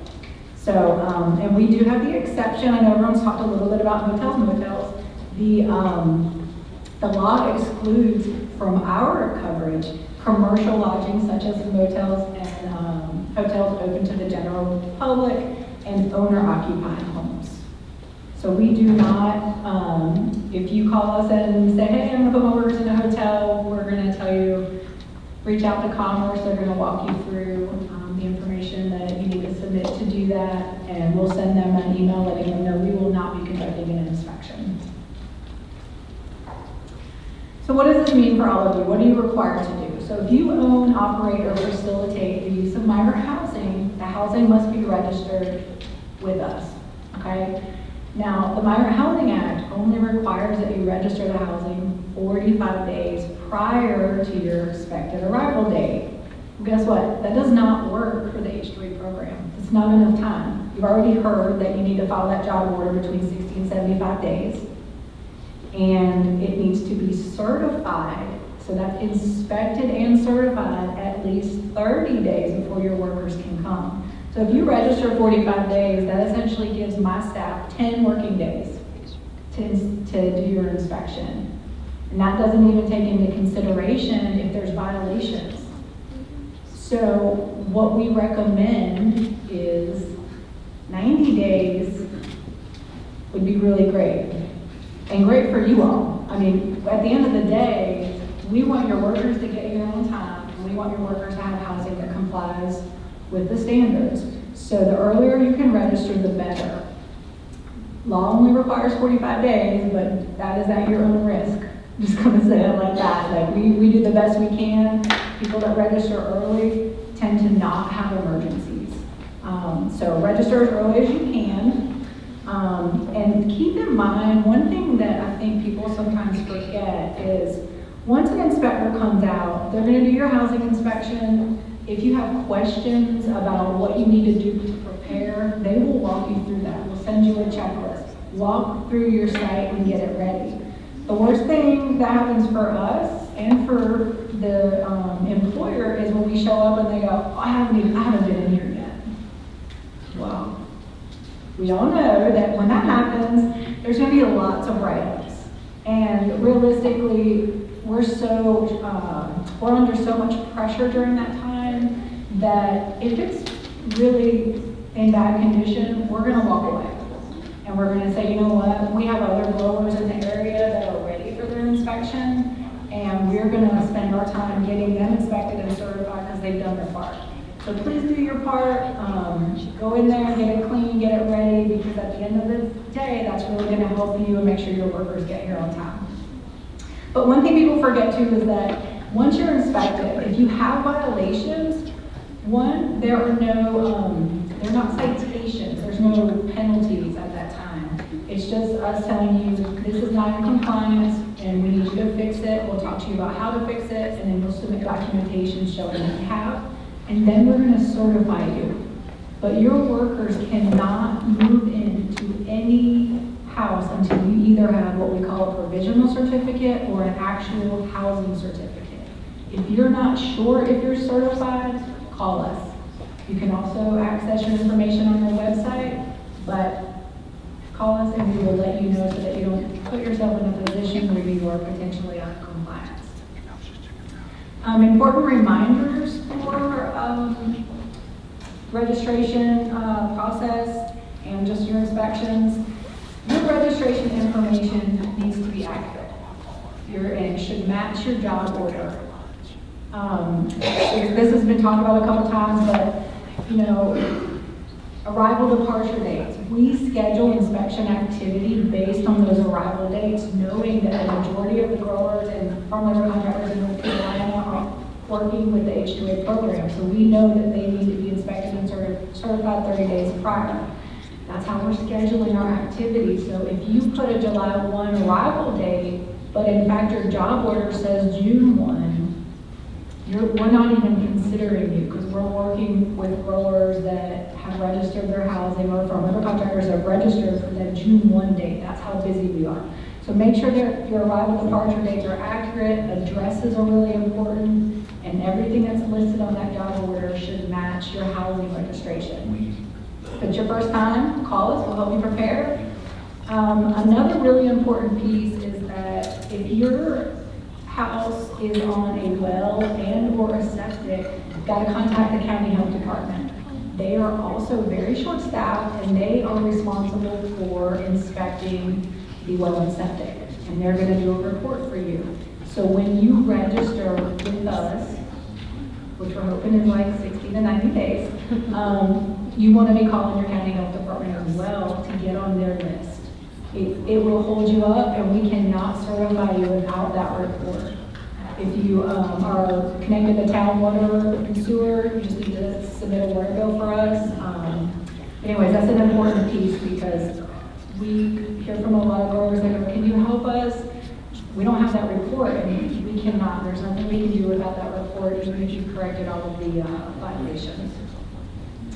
Housing must be certified no later than 30 days, and every day that you're delayed, your workers are delayed.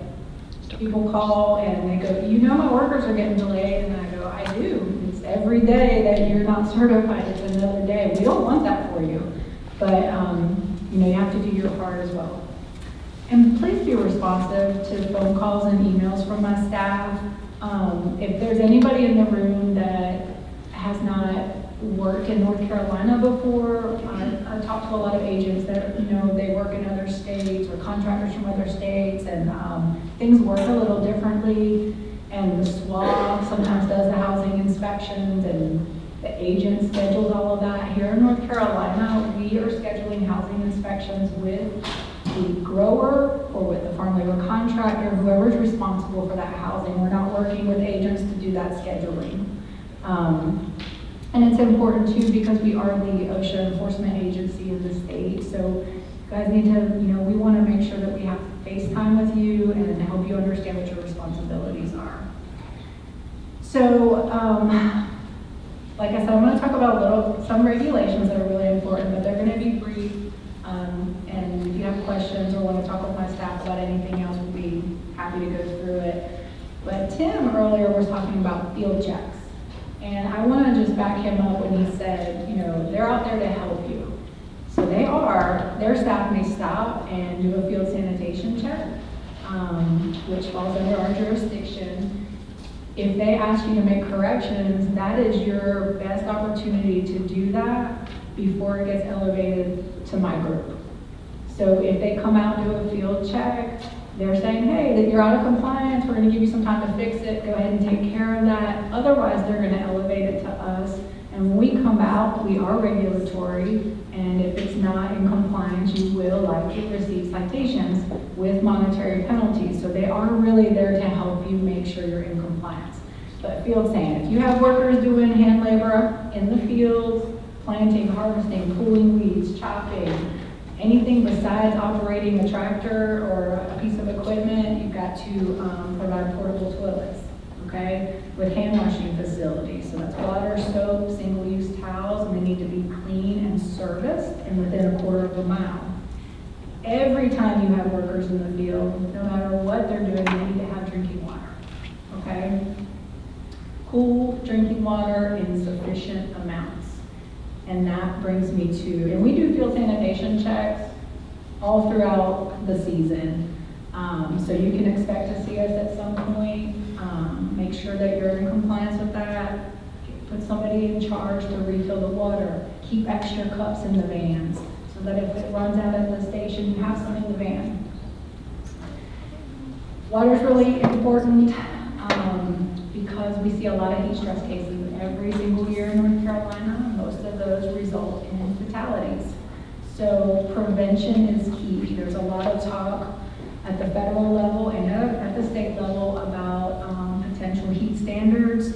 I don't have any updates on that for anyone today, but we enforce heat stress in a variety of ways. Right now, we have what's called the general duty clause that says everyone must provide a safe and healthy work environment for their employees that are free from recognized hazards that are likely to cause death or serious harm. So we already enforce heat. So I know people are stressed about pending heat standards, but we already are enforcing this and have been for a long time. So we have some recommendations that you should be doing and you need to be doing. You want to train your workers about heat stress. We have a table in the back, and we've got some brochures that are in English and Spanish. We also have our partner agency at Cooperative Extension here today. They offer free training. It's in English and Spanish, and one of the topics they cover is heat. So you should get on their list to train your workers.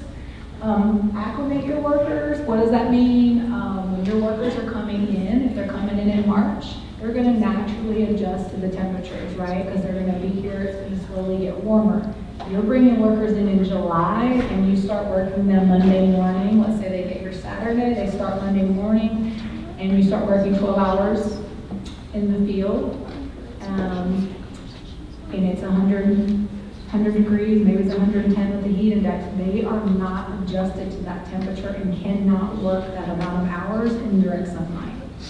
So you've got to slowly adjust them to the temperature. That's what it means to acclimate workers. A lot of the fatalities that we see in the state, both in agriculture and in other industries, is when workers first come in within the first 5 days of their working in North Carolina. So keep that in mind with those late arrival workers. You want to have plenty of cool drinking water, breaks, access to shade, cooler areas, air-conditioned vehicles, and if you can, AC in your housing units. It's not a requirement, but people need to be able to cool down. That's how their body is going to cool down at night. They're going to be healthier. They're going to be well rested. It helps all around for a person's just ability to work safely and stay healthy. Try and alter the work schedule where you can. So perform really strenuous tasks in the cooler part of the day. And if you can, just stop working when it gets, over 90 with the heat index, and push it up to like 100, 110. You've got to stop working. People, or the other option is you implement heavy work rest schedules. So as the temperature rises and the humidity rises, a person cannot work 6 hours straight. So you have to work some and rest some, and work some and rest some. So those are the kind of the options.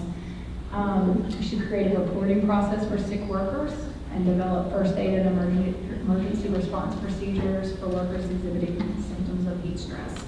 Again, my staff can help you figure out how to best implement that on your farm. We're here and we'll be happy to do that. There's a really great tool.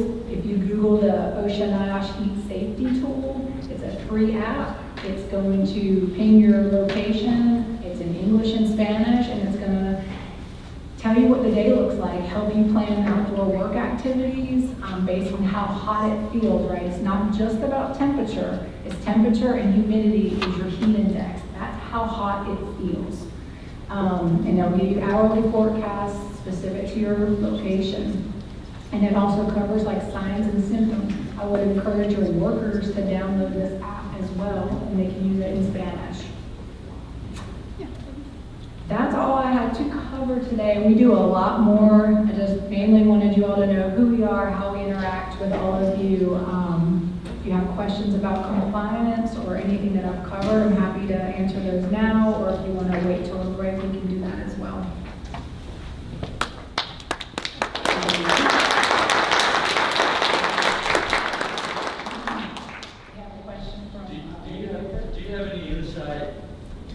Do you have any insight about when the federal heat stress regulations come? I have no updates about that at this time. Thank you. You're welcome. Any other questions? Well, appreciate the opportunity to be here today. Thanks to all of our partner agencies. I do just want to say North Carolina is really lucky. We have a lot of really good partnerships here, and when people say we're here to help you, I know as a regulatory agency, everyone can laugh about that, but that's what we are here to help you when we can. Take advantage of the resources that we have in North Carolina, and if you reach out to me directly and I can't help you, I will get you in touch with whoever can, so thank you.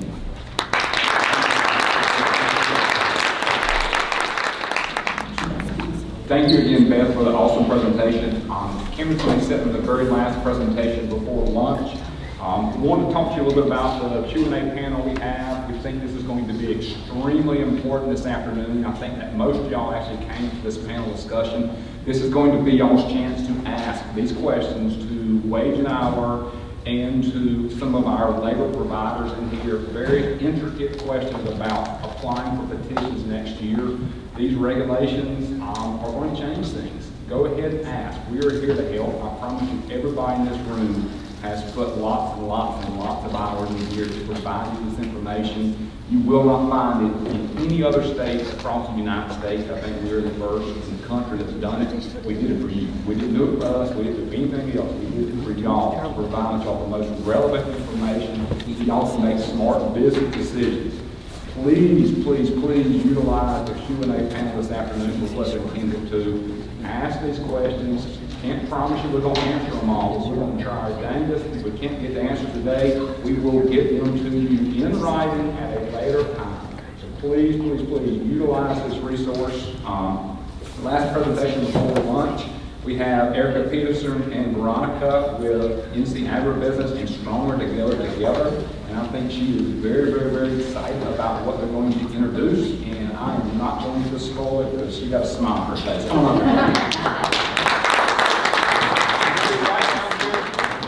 All right, y'all, this is going to be a little tough because I'm a hand talker. So they're just kind of putting me back here. So I'm like, Veronica better beware. I'm Erica Peterson.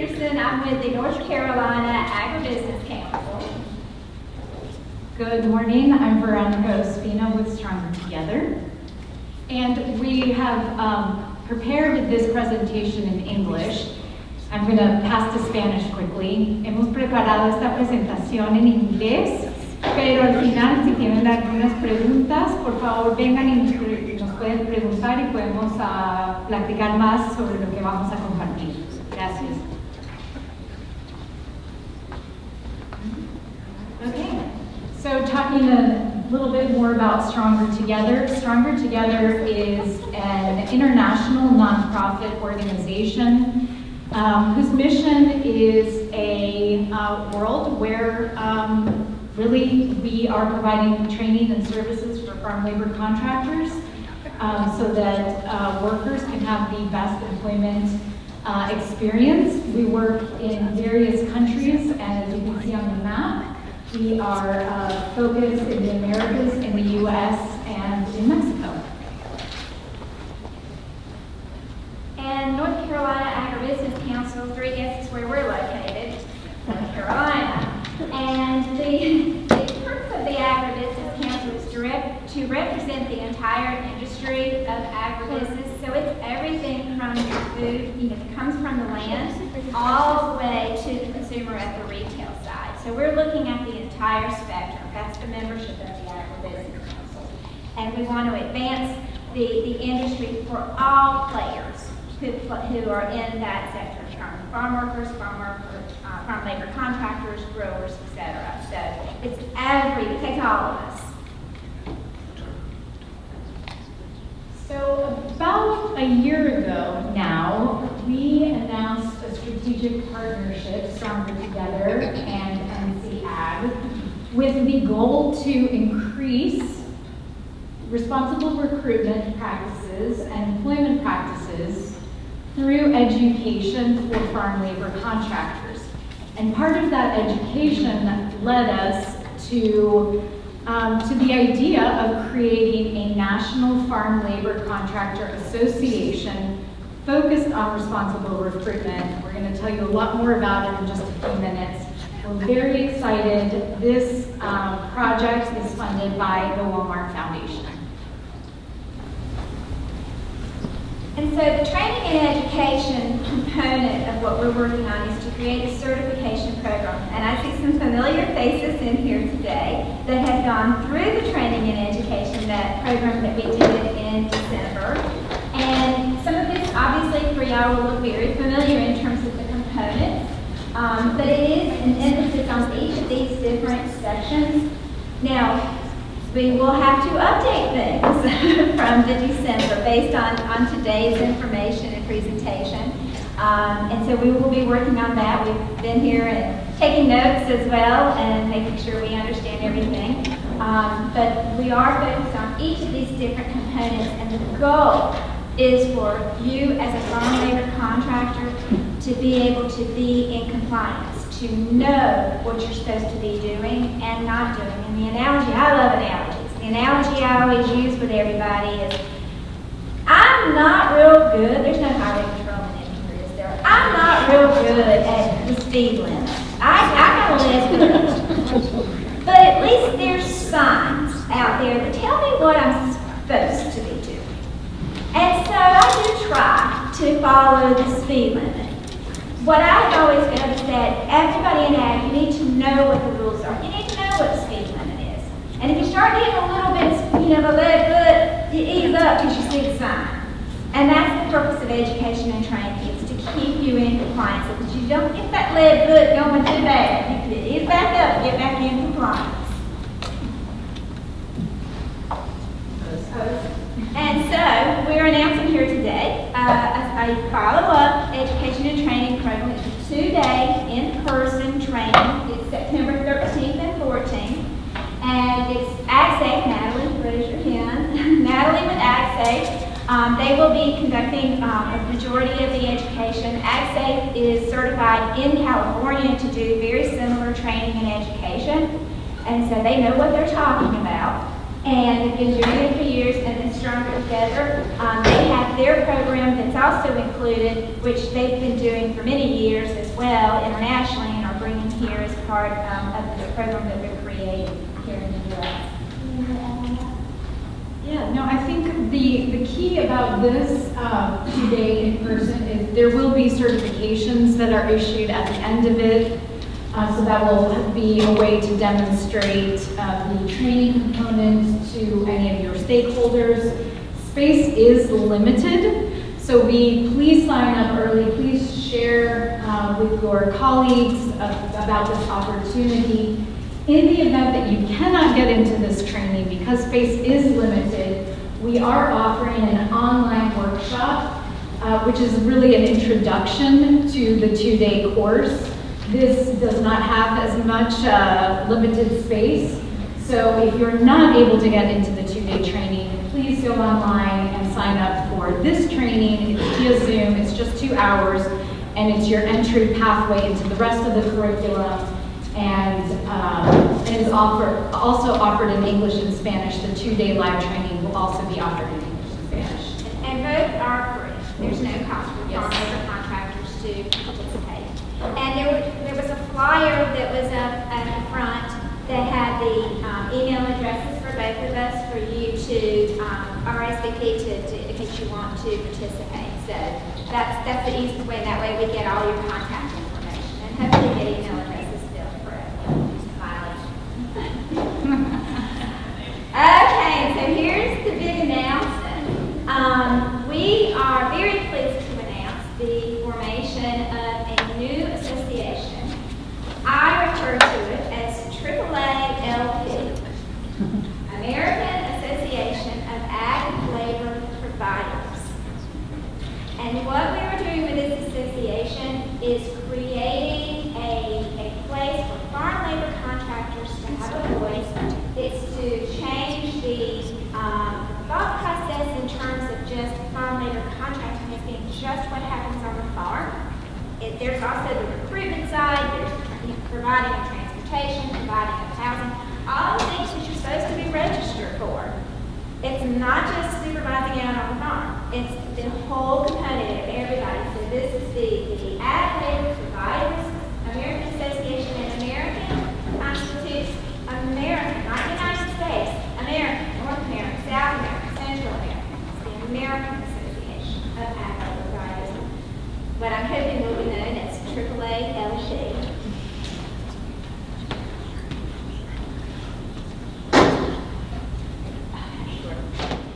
So we are not going to read everything on this slide, but we wanted to really highlight some of the member benefits that we're envisioning for this group. Professionalization is kind of one of our missions to offer fair competition. What does that look like? What is responsible recruitment? How do we improve labor management practices? How do you get recognized for good labor management practices by your clients, by your colleagues? Of course, we talked about this comprehensive education component. It will be ongoing through the association. This second to last one, representation, voice for the industry, is one that we are very excited about. It is so important.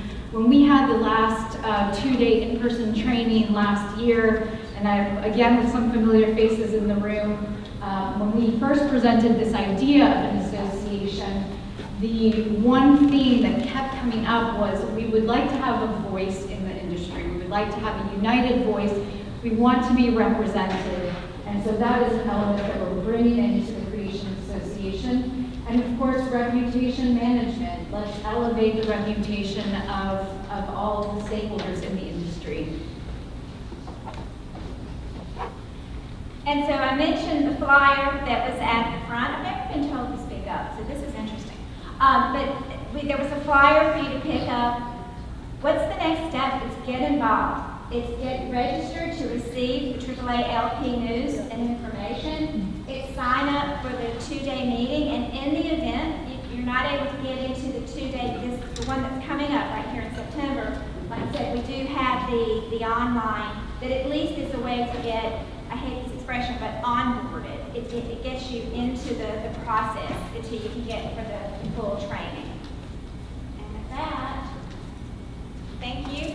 And so much for all that you do, every single one of you in this room, to ensure the meal that we're getting ready to have. It's because of you, and we are very, very appreciative of that. Thank you.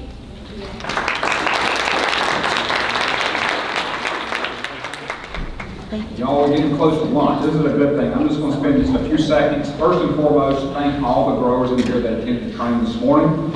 Again, the wonderful presenters we had, and the sponsors for lunch. So we have NC Agribusiness is Stronger Together that has sponsored it with NC Farm Bureau. We have a really awesome team of partners. Thank y'all again for the lunch, for the snacks, for attending. Please, please, please, if y'all possibly can, after lunch, we're going to do the Q&A panels. I cannot express enough. This is going to be very important. This is going to really get into the weeds of some of the questions that were asked this morning. I think this is going to be extremely beneficial for y'all. We will not be able to answer all these questions, but we will take all these questions and we will get them answered for you in the quickest time we can. Thank y'all again for attending. Hopefully y'all enjoy this lunch. We appreciate y'all. Thank you.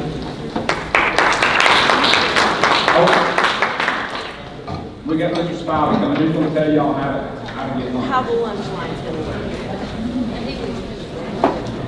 Okay, if everyone could be patient and just listen for a moment, I promise you the lunch is ready. I promise you it is hot. I promise you it is a good meal. And I promise you there is enough for everybody in this room. So just be a little patient. I want to say just a moment of thanks to the Johnston County Extension Center staff. They worked hard to host this event today. You have seen some of them in and out around the room right here. And we're glad to have the opportunity to support our farmers, farm workers, and other agricultural interests. And that's what all your extension centers do throughout our region and state. They're there to help you. That is their calling. And so please reach out and call your local extension center to help you. I will mention there are several extension agents here in the room. Those guys that work with North Carolina Department of Extension, if you could stand up, throw your hand up in the air. I know there's several counties represented. These folks are there to support you and help you. Please make use of that service that's provided by the state of North Carolina and the federal government and local counties throughout North Carolina. A program under the Rapid Response, Federal Rapid Response Program called Business Edge. Our objective is to help North Carolina manufacturing companies prevent layoffs. But I've been asked by Drew Long and his staff to moderate the panel discussion today. I'd like to introduce your panel members that are actually in attendance right now. We've got Rick Blaylock, which he spoke with you earlier. He's the District Director of the U.S. Department of Labor. We've got Andrew Jackson, who's an attorney. And we've got Lee Wicker, who's with the North Carolina Growers Association. Mike Rios, who is an enforcement coordinator, he's going to jump on with us about 1 o'clock virtually. So he'll be in attendance as soon as possible. The way we're going to handle things today is I've got all of the questions that have been submitted earlier. I'm going to read those off and allow the panel to address those. If at the end of the section, if we have any remaining time, we'll take questions from the audience. But just a reminder, any questions did need to be submitted prior until we get to that point. So I'm going to start with the first question. Gentlemen, for crop dusters, does the headquarters have to be on a farm or can it be at a municipal airport? This has another question with it. How does the San Francisco W&H plan fix the roughly 6-month backlog? How does that work? Are those questions have to do with each other, or are they entirely separate? They're entirely separate. Okay. So, San Francisco certification team, they're the ones who certify anybody who wants to be a farm labor contractor. Is this better? Okay, great. So the San Francisco certification team certifies anyone who wants to be a farm labor contractor here in the United States. You have to be certified as a farm labor contractor through the U.S. Department of Labor before you can even think about becoming an H-2A farm labor contractor. So there are two different roles. I can't speak on the delays other than I think most of the applications now are online. I've talked to them many years over when we have a person here in North Carolina that feels as though that they weren't getting service quick enough and that there was, some responsibility on our part for that delay. And most of the time what we find is that the person hasn't completed the forms fully, or there's something they're missing. So my encouragement would be to anyone who's going through that process to make sure your forms are fully completed, that you've given them every bit of information you need, that there's no loose ends in there, and that hopefully that will speed up the process for them. If they come upon one that has problems to it, they do set it aside and it gets addressed in a different manner. And so that may be, part of the delay that some folks are experiencing. I apologize for that they are. So the second question, or the first question I'm answering secondly. So when you're, I'm going to kind of enlist Drew here also. So if someone is submitting a 790 application for crop dusters, you want to know where that crop duster location is, correct? So if that crop duster is located at an airport and that's the address of the crop duster, would we have an issue with that? To the best of my knowledge, no. Yeah, to my knowledge, we wouldn't have an issue with it either. We do need to know where the operation is.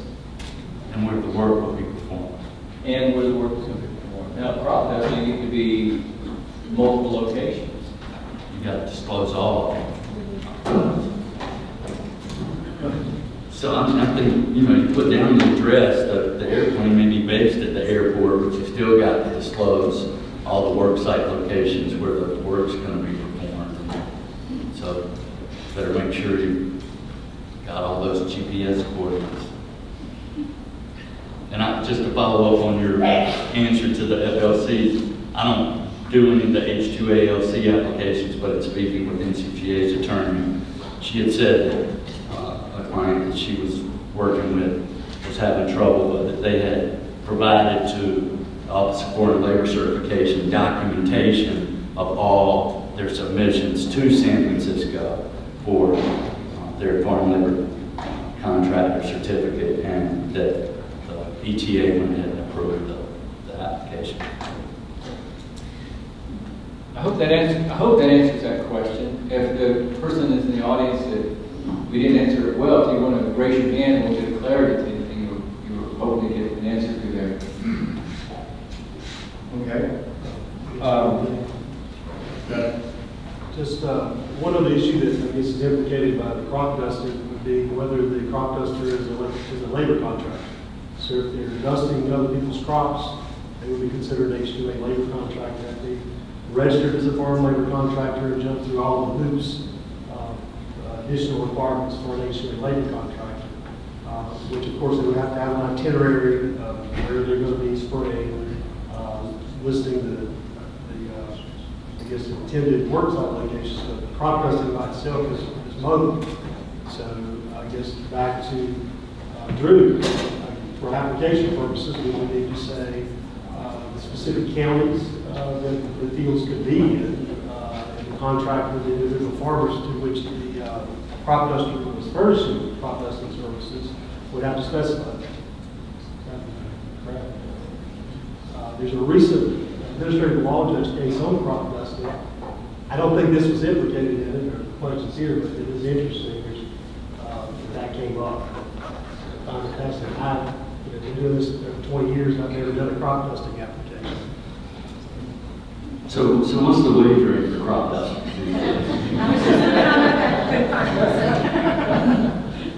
gotta be a burning question in this audience. Okay, let's, this next question, I'm going to paraphrase a bit. A CDL driver's license is not required for this job, but if a worker transports workers, can they be paid additionally?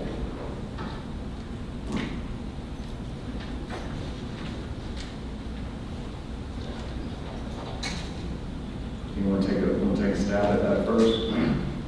So a few assumptions. We're talking about H-2A program, and we're talking about traditional farm work, and you've got to get workers from the camp to the field. You got to get workers from the field back to the camp.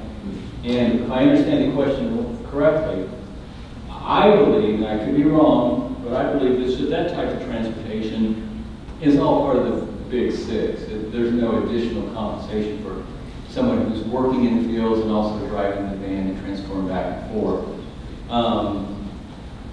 But if the grower wanted to pay them something additionally just because they are driving, would that cause an issue? That's one I have to get back. I don't know if that's going to influence because what I think happening there is that you now have a new rate. It doesn't have to be the after-respect wage rate. It can just be the prevailing rate. And if you're paying somebody else additional money, you have changed that rate. And so then I think that's going to apply to everybody on that petition, on that H-2A 790. Okay. Yeah. So I think there's pretty standard language in most H-2A applications throughout the country that talks about the employer paying workers a higher wage rate than what's. So we're talking about disclosure here. What did you disclose? What did you advertise for recruitment purposes of U.S. workers? And so I think there's pretty standard language in most H-2A applications that would give the grower the ability to do that and not be in violation. I don't think you want to get too far out of whack. Like if all the wage rates that you've offered are the standard hourly adverse effect wage rate, you wouldn't want to be jumping way out of the ballpark, I wouldn't think, but as long as you had some language in there that you could go back to in the course of a wage and hour investigation. But like my follow-up question for Rick on, and I like what you said about, at this time, let's make sure we get this in the record. Yes. Things could change, but this afternoon, August 16th at 1 o'clock, we believe that a worker driving a van is part of the Big Six and then wouldn't be subjected to these higher SOC wage rates. But so break it, can you break it down? Where's the line? Is it when you leave the van and go to the bus? And then there's a lot of school buses used in agriculture these days for non-passenger work, right? So they're transporting water for spray. They're transporting live bottom trailers that they use for tobacco harvest and machine harvest activities, those kinds of things. And so I think what everybody would like to have is clarity and specificity of, here are the bright lines that we need to be careful of. And, when you transition from a van to a regular sized school bus and you're transporting 30 workers instead of 15, where are the bright lines? And I think we've got an answer from Drew on. We've included the wage and hour fact sheet. Come on up here, Drew. I'll come up there and say.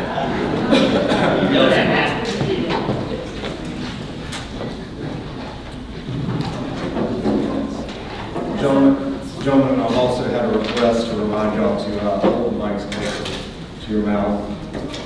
Hey, just to answer the question, so crop dusting falls under stock code 53-000 at 18.52 an hour. Anybody here that's asking? We want to get that answer, but there is, if we look at the fact sheet provided by Wage and Hour, fact sheet 50, on the NISPA regulations for transportation, it clearly defines the difference in a bus driver and a van driver and a truck driver.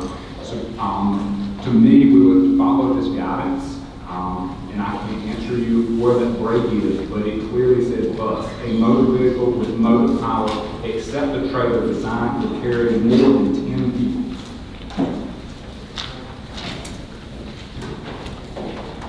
And so, as you were going through the presentation this morning, we talked about a chauffeur, SOC code versus bus driver codes, and so, I think that's the kind of guys that farmers are going to be looking for, and trying to plan out their operations in 2024 as far as who, if any, work they're going to segregate out onto a separate application with those driving duties described and the higher wage rate disclosed. And so, that's what we've got to have, I think, to get the growers the information they're going to have to process to make their plans. Okay. We have another motor vehicle question. If a worker is to lose their North Carolina driver's license, can they be changed to be in a lower paid category since the job is now changing?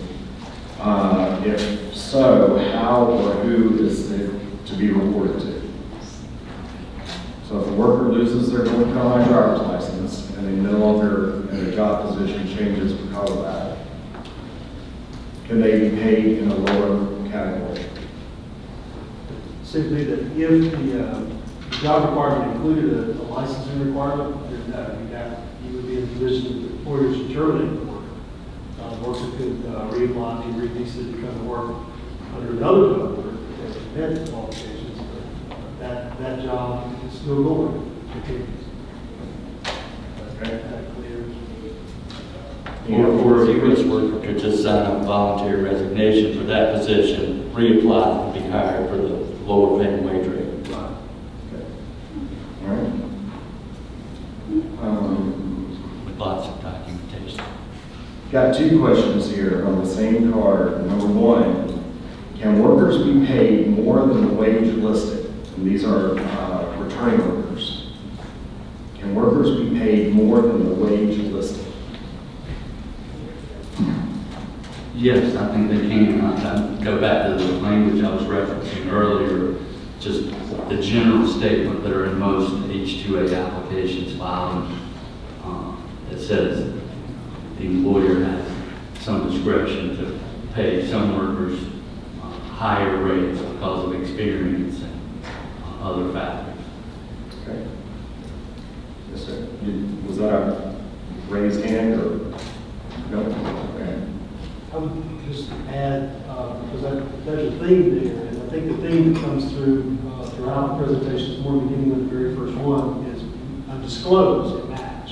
So you need to disclose the information to your attorney, your agent, or an association about what you're doing with the form, what vehicles you're using, who's driving them, and have that discussion and make a management decision about what you're going to do, and then make sure that it matches with actuality. Because that's really where the problem comes in. Whether it's the SOC code issue we've been talking about, all these things require the employer to disclose what they're doing. And then when Mr. Blaylock's people come out, or field chiefs come out, and they see something different going on, then we open up a can of worms. Okay. The second half of this question was, can there be different rates paid within the same position? And can there be different rates paid within the same position based on difficulty?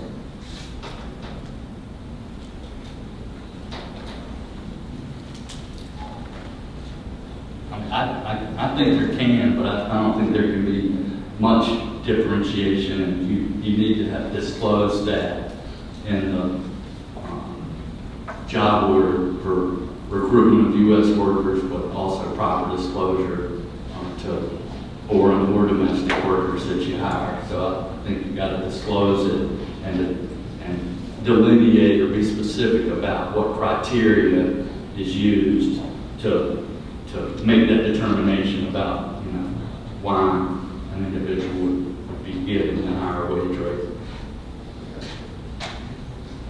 Everybody concurs on that?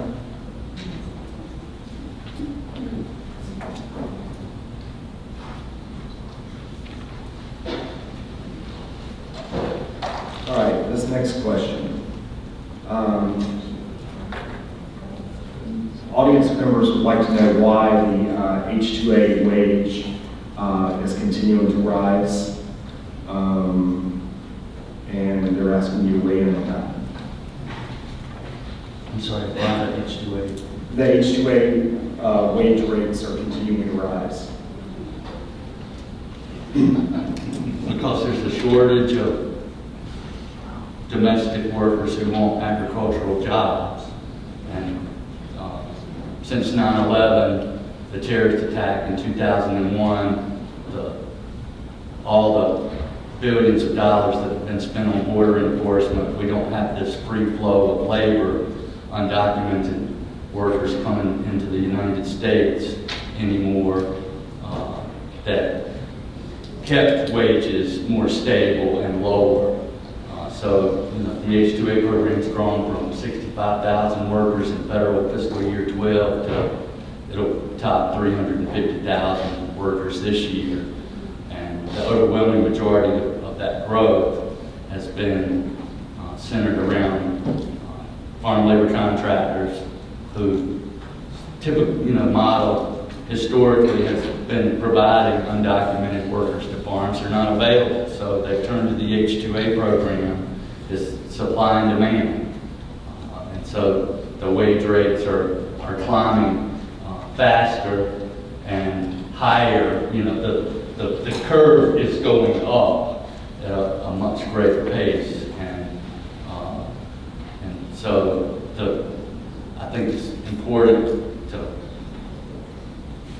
revisit or emphasize the whole premise of the H-2A program is to protect U.S. workers' wages and job opportunities, and the priority in the H-2A program as far as the government side of things and enforcement is making sure that U.S. workers get priority in hiring and fair treatment and all of those things. And I think the challenge is that, and Rick and I were talking about this at break today, Rick said, why can't farmers hire U.S. workers to drive the big trucks? And I said, well, maybe they can, but if the job driving the big truck on the farm is 20% of the total job activities for that individual, what we can't find is U.S. workers that want to do the other 80% of the farm work, even if it's paying $25 and if the truck driving rate's $25 an hour. There may be U.S. workers out here that would take the truck driving job, but when you say it's only 20% of the job, you're going to get $25 for all of it, but driving the truck will be 20% of your job. They're not interested in doing the other on-farm activities. And so I think all the growers are also very concerned about the labor management aspect of this, where if Drew's driving the truck and getting paid $25 an hour for all the activities, so he's driving the truck 20% of the time, the other 80% he's on the ground with me topping and suckering or harvesting sweet potatoes or whatever.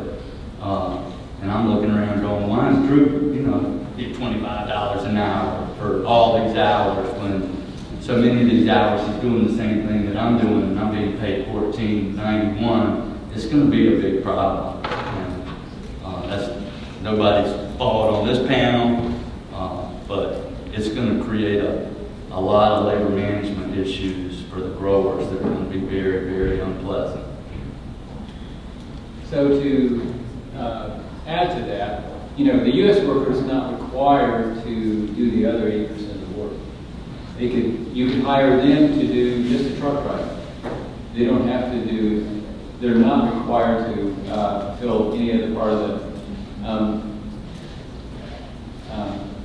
H-2A program because they're not part of the H-2A program. They're a U.S. worker. As long as they're making at least the required rate that's listed in there, they can do that work and no other work that's offered on the job. And that would certainly be fine.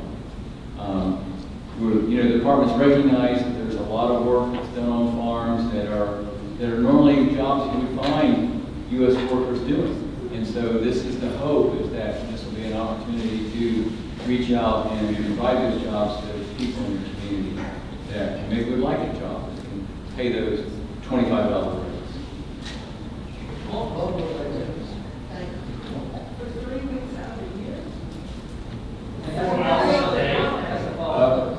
Hope for 20% of the time. I mean, told 50 hours, you're working 20% of the time. I'm just going to work it. U.S. workers doing the job you already have. I mean, that's like that. It's not for people off the overall side. They're not going to work. They're not going to have any city work. There's too many freaks out there. After this, I'm sure that the panel will be happy to address specific answers to their questions.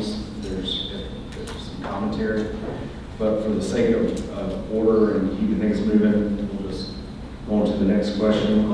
Is Mike Rios ever joined? He has not yet. He has, but we've been having some technical difficulties. Here.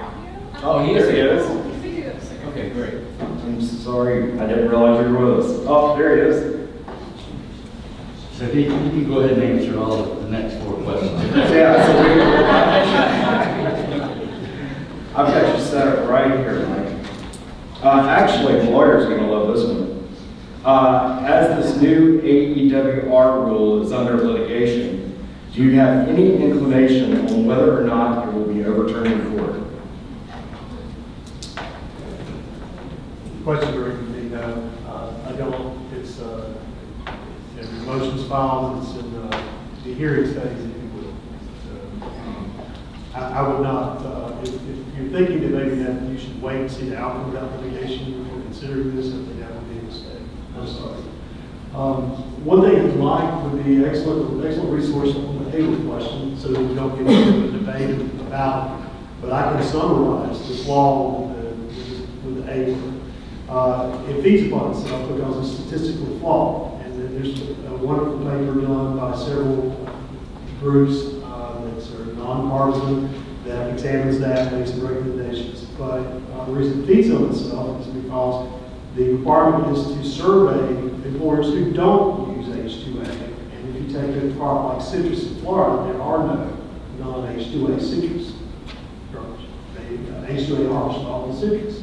So to find a statistically significant number of farmers to answer those surveys, and we don't really know who's answering those surveys. How many farmers in here actually return those surveys? Anybody? There's a problem. And so if you have a small number of responses and the wages reported is high, it feeds upon itself. If they're including H-2A workers, and if the wage rate this year is $14.91, all the survey responses come back $14.91, and we include all these other categories of codes which have taken out some to address it, but that's not enough. The wage rate's going to go up nationally every single time. There's nowhere. And I think to add to that, when a community that hasn't had H-2A workers in the past, when the growers go H-2A, then that becomes the floor, right? So there may still be U.S. workers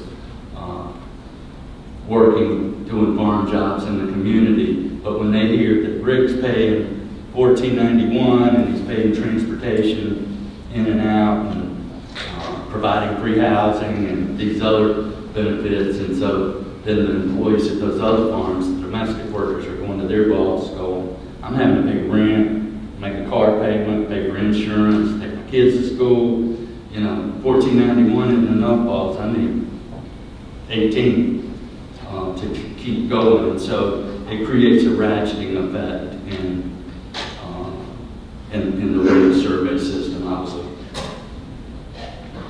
Thank you. And and I have to put your economist hat on for this one. How are the OPWS code wage rates calculated? And do they include any farm data? How are the OPWS code wage rates calculated? Do they include any farm data? I feel like I'm Ken Jennings on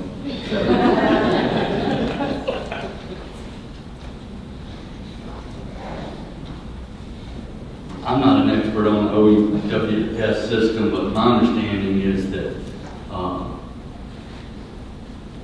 we basically went to that wage rate system in 2009-10 under the Bush regs that went into effect a couple of days before the Obama administration took power. And like one of the criticisms about that wage structure was that the wages were sourced from farm labor contractors, and that unfairly skewed the wages that were being paid. And so it does include farm surveys or farmers, let's say farm employers being surveyed for these different categories, but that may have changed, because that seems like a lifetime ago to me. Any other way in on that? All I can say is that the code wages, those are used by every other non-immigrant visa program. So it's in line with H-2B, H-1B, all the other non-immigrant programs. H-2A is an outlier. It has a special methodology for the A word, and it has its flaws. The proposal is to go to be more aligned with the other visa programs, and this is a bad mix of it. If it were like the other programs, we wouldn't. It's been that way for years ago. We wouldn't have the complicated methodology we have today.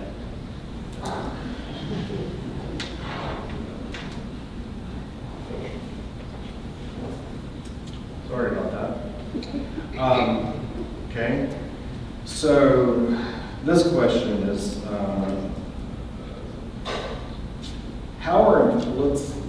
me see how to phrase this. How are employers to navigate disgruntlement between employees due to wage discrepancies?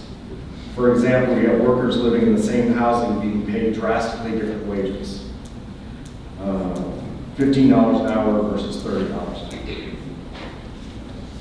Or $14.91 versus $29.36. I think the growers are going to need to be heavily medicated.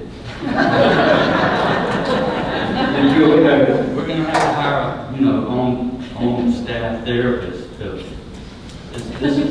It's going to be a problem. Psychologists, there's no magic tricks or silver bullets here. It's going to be a big problem.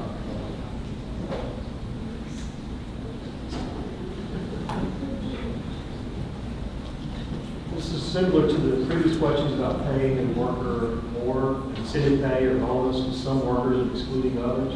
I think we all agree that if your contract, your 790 contains a disclosure in there that you might do that, or actually list that scheme in there, that would be one. If ETA approves it. If ETA approves it on the application side, have a protection on the enforcement side. So disclose and match. However, if you have an American worker, a U.S. worker, corresponding employment, that becomes problematic, because if you raise the H-2A worker, the foreign national worker, and you don't raise the U.S. worker, then you are discriminating against the U.S. worker. You have to have a bona fide reason, and Mr. Blaylock might expand on that, but just because we have an educational symposium and we're answering questions, there may be specific circumstances to your operation that you need to take into consideration and seek professional advice before you take any action. Let me translate that. This is not legal advice. You should consult with a qualified attorney to answer your specific operations circumstances. Exactly. You need to do that before you do it. We should be using the word generally at the beginning of all of our answers. Yeah, Lee's referring to my presentation when I generally in there. You know, you all are not going to like this answer, but when you have this very much higher wage rate than everyone else is working at, a little closer? Okay. Yeah. That, you know, if there's an opportunity to put a U.S. worker in that position, you're solving some problems. Because all the H-2A workers are basically being paid the same rate, and, you know, a U.S. worker is getting a much higher rate job that, you know, hopefully that they're well qualified for. And just as a reminder, I was asked to say this earlier, but NC Commerce offers no endorsement of any agency or agent throughout this discussion, so I just want to make sure everybody was aware. That was a disclaimer.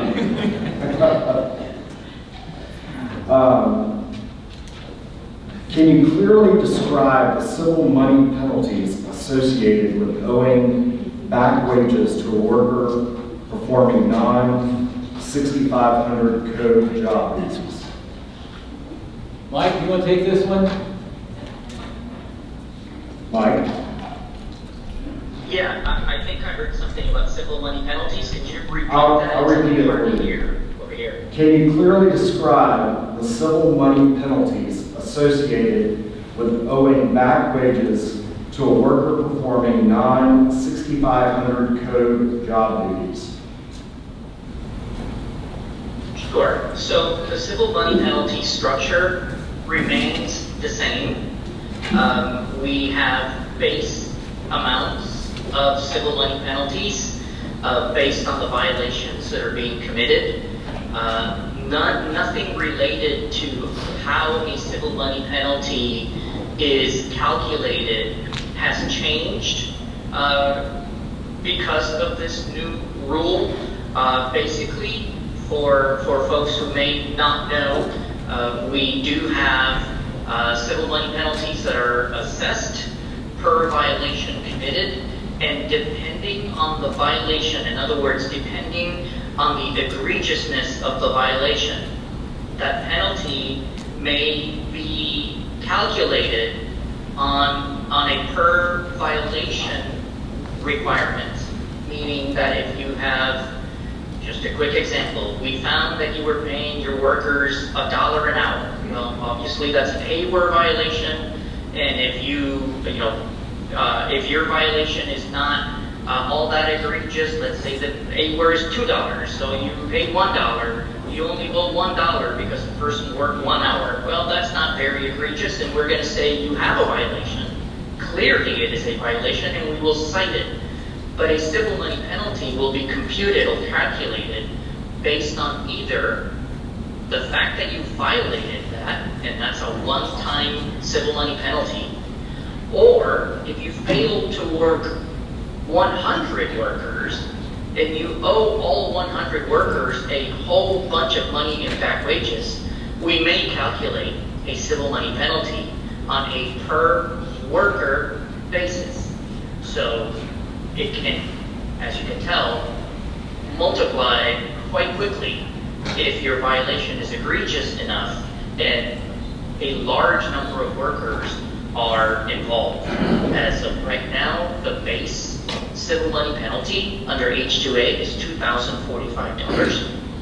And so imagine when you have a penalty that is egregious enough for us to calculate on a per worker basis, it can add up very quickly.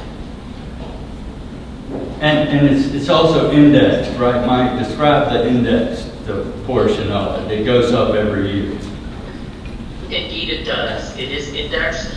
For years it was not, and the civil money penalties remained the same year after year after year. But as of, oh gosh, going back now 15 years or something, it's quite a long time that they've been indexed, and they do go up every year. And by how much it goes up, we don't know. We just know that once a year we get a new number, and that is the new amount, the new base amount currently, as I said, at 2045. I think a MISPA, non-H-2A, a MISPA civil money penalty base amount is actually much higher, if I'm not mistaken. I think it's about $2,700 or $2,900. It's quite high. But NISPA doesn't have the multiplier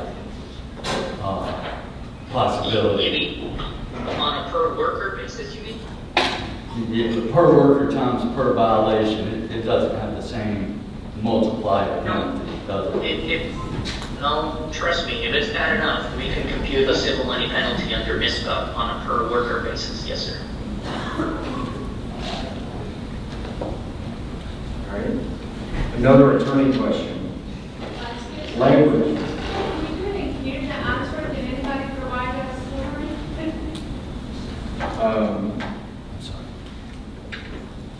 So she couldn't hear the answer back there, but I'll try to recap really quick. The civil money penalty process hasn't changed. It's remained the same until we get the new rules in H-2A.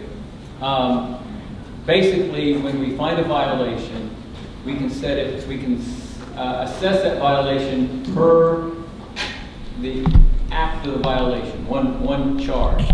Or we can also, depending on the egregiousness of it, we can say this was such an egregious violation, we're going to charge it by the number of people impacted.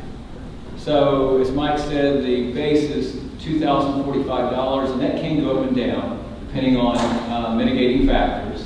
And we look at all of those. But let's say it was $2,045, you have 100 workers, that's a much higher civil money penalty than if we just charge one violation for what occurred. So it can make much more of an impact.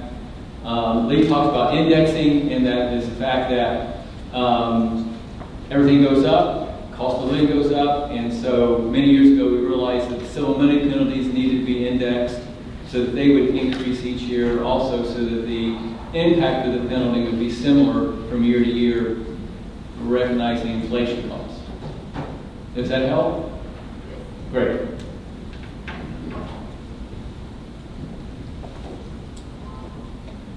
Okay. Back to our attorney question about language. What would be a specific difference between monitor and supervise? What would be a specific difference between monitor and supervise?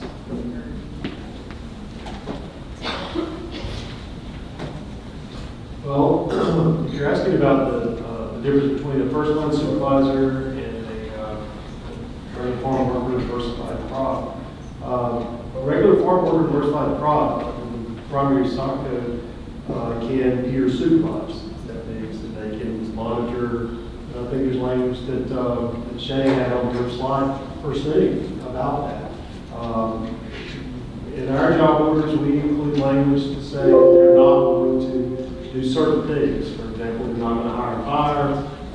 They're not going to make decisions, make decisions about certain things. So schedule. Yeah, our more on top of it. There's a distinction. I think you have to do a whole lot of stuff to be a first line supervisor. Yeah, I think the big difference is about $5 an hour, or maybe more. Right? I wrote it all down, but it's a great question, and so that's what you've got to look at carefully is your job descriptions, and you better become experts on the ONET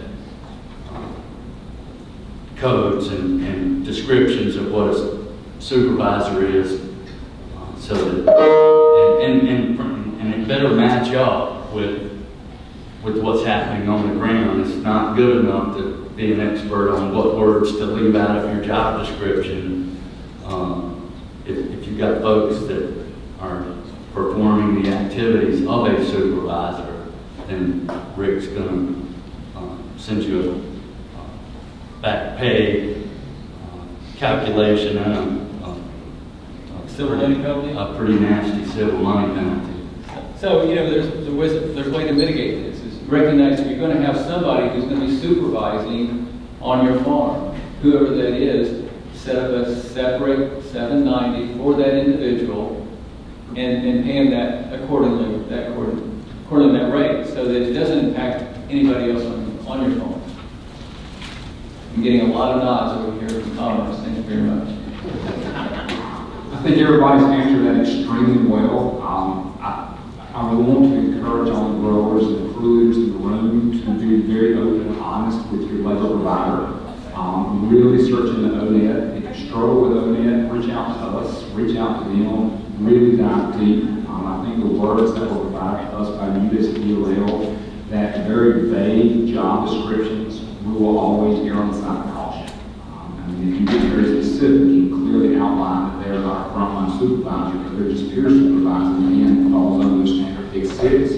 If you clearly define it or vaguely define it, and it looks like they may supervise or they will supervise, and they potentially fall under frontline supervisor, again, we will always have to err on the side of the higher side codes. Just be very clear. Use your local provider, use your resources that have been provided. Any language or anything to help with that.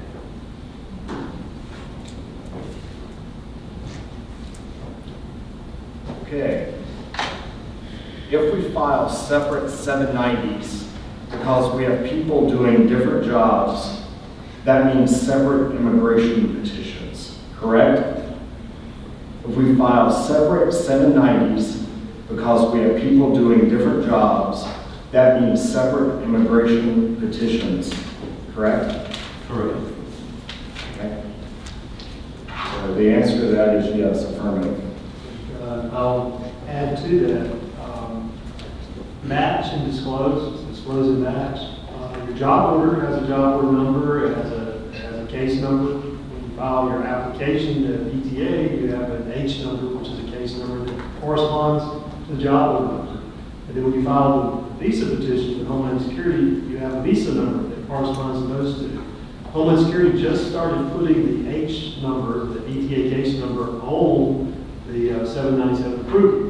They actually have a publicly accessible database online that worker advocates, workers, anybody with a computer and internet can access. So it all has to match. The worker coming on the job order has a job order number and ends up with a visa. And so when Mr. Blaylock's folks come out, I'm sure that doesn't take away from what they're going to do. They would be able to look at that and look at that worker's visa in his picture and say, he's on this visa and he's supposed to be getting $20 an hour, but you're paying $14.94. So that's, again, disclose and match because all the paperwork matches up and it's all And that's an excellent point, Andy, and I think that,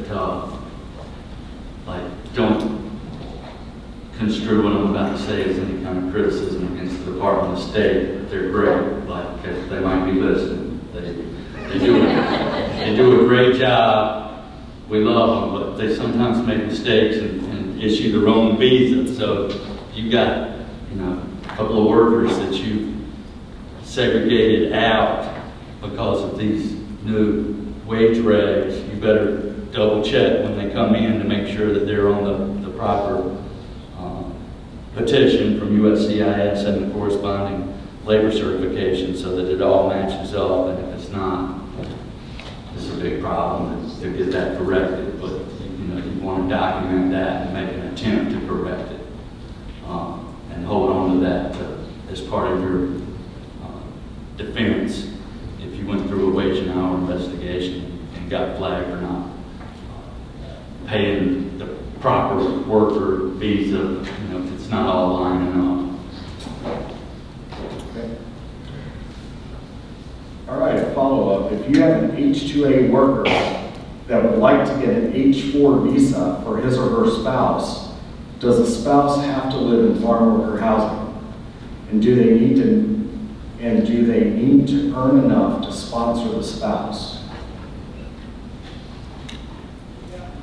Go ahead. No. The H-4 visa is for spouses, dependents, and H-2A workers.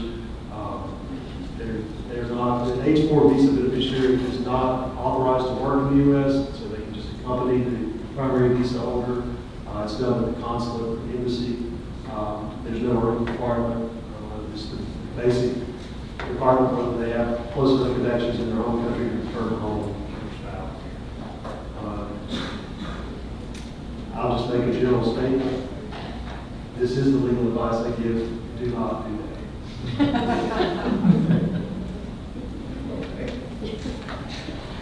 No other way in on that, okay, question regarding wages and hours. Can I hire a domestic worker to do the bus driving and the truck driving? Only those duties. Yes, yes, that's, we encourage you to hire U.S. workers. So simple, straightforward.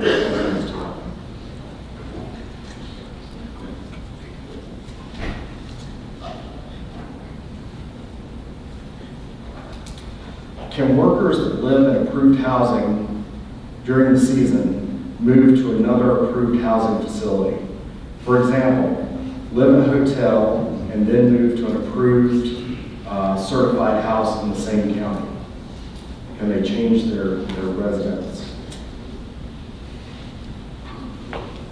It can be done. Is Drew here? Wrong side. Okay, you want to answer? I was going to let you handle it, and then I can back up. Go right ahead. Handle that at federal level. To the best of our knowledge, the answer is yes, sometimes.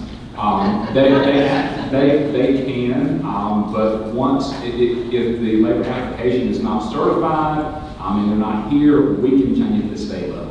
If you choose to do that, so let's say that you have a hotel motel agreement and something happens and when a house becomes available, you can, by reaching out to ETA, change your job order. You can add additional housing on there. So it can be done by notifying them through the flag system and then notifying us in the state. We can assist you with that, but again, it has to be done at the federal level through ETA. Thank you.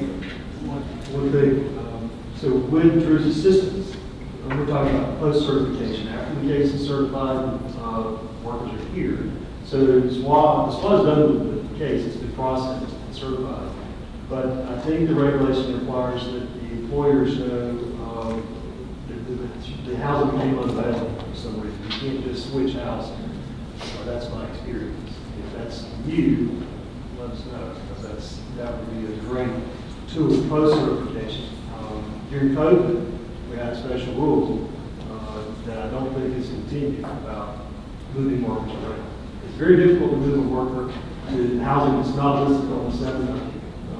You do have to, it can be done, but you have to have approval from Chicago National Processing Center with the cooperation of the SWA. And my experience is it's instinct rare to get it done. We used to do it regularly, but not anymore. So any new development with the regulation or process things to change secondary. Well, I would just add that we have had that happen. Yeah. And it is quite an ordeal. Once the job order has been certified, the employer would have to notify CMPC, ETA, or TLC and let them know the change. There does have to be a good substantial reason for the change. And then SWAT has to make sure that the housing is in compliance. So it's all kind of like a cooperative thing that happens. But it is really hard post-certification to add housing. But all the way up until certification, SWAT can make those changes. I guess the specific instance that I can recall in recent memory was that the employer wanted to get out of the hotel because it was less expensive and the housing became available. And Chicago would not allow it. That was not a good and substantial reason. If the hotel fell out of compliance or lost its health inspection or something like that, then the employer would have to do something, an emergency, and follow the same procedure. That probably would fit, but just because originally you had a plan, your housing didn't get ready, so you put them in a hotel, that was on the 790, and then you want to move them to save money. If that's the only reason we have to give ETA, they would reject it. And the instance that, one of the instances that I had was the opposite of that, where they had the housing, but then failed, could not be inspected, could not be accommodated. So then they had to change over to public hotel motel. So that's actually more common, and that can be demonstrated better. Flood damage to the home can't be inspected, they can't actually be inside the home, so stuff like that. And then they would switch to public instead. Okay. Can y'all, can the panel discuss what efforts are being taken to get the rules and regulations that employers have to abide by to the employees so that the employees understand their rights? Yes, sorry. I have a question regarding the housing situation. What do you do in the case that you have multiple farm workers that don't get along, that live in the same household, can you move around?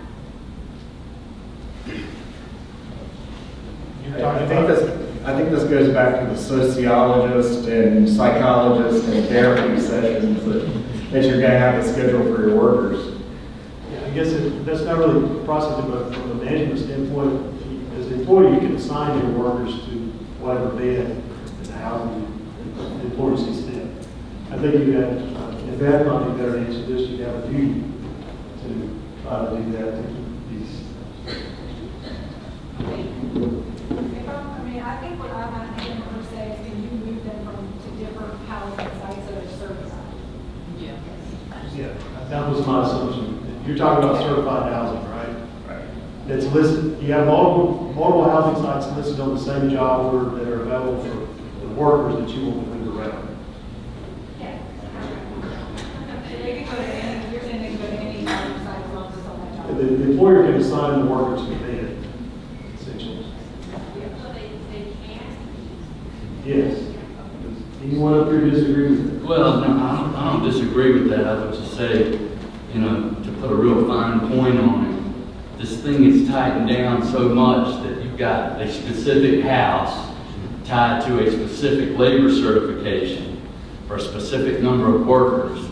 And, you know, if the housing's good for 20 and this H-2A application is approved for 10, and then there's a subsequent application approved for 10, but then there's another application where you got 20 workers.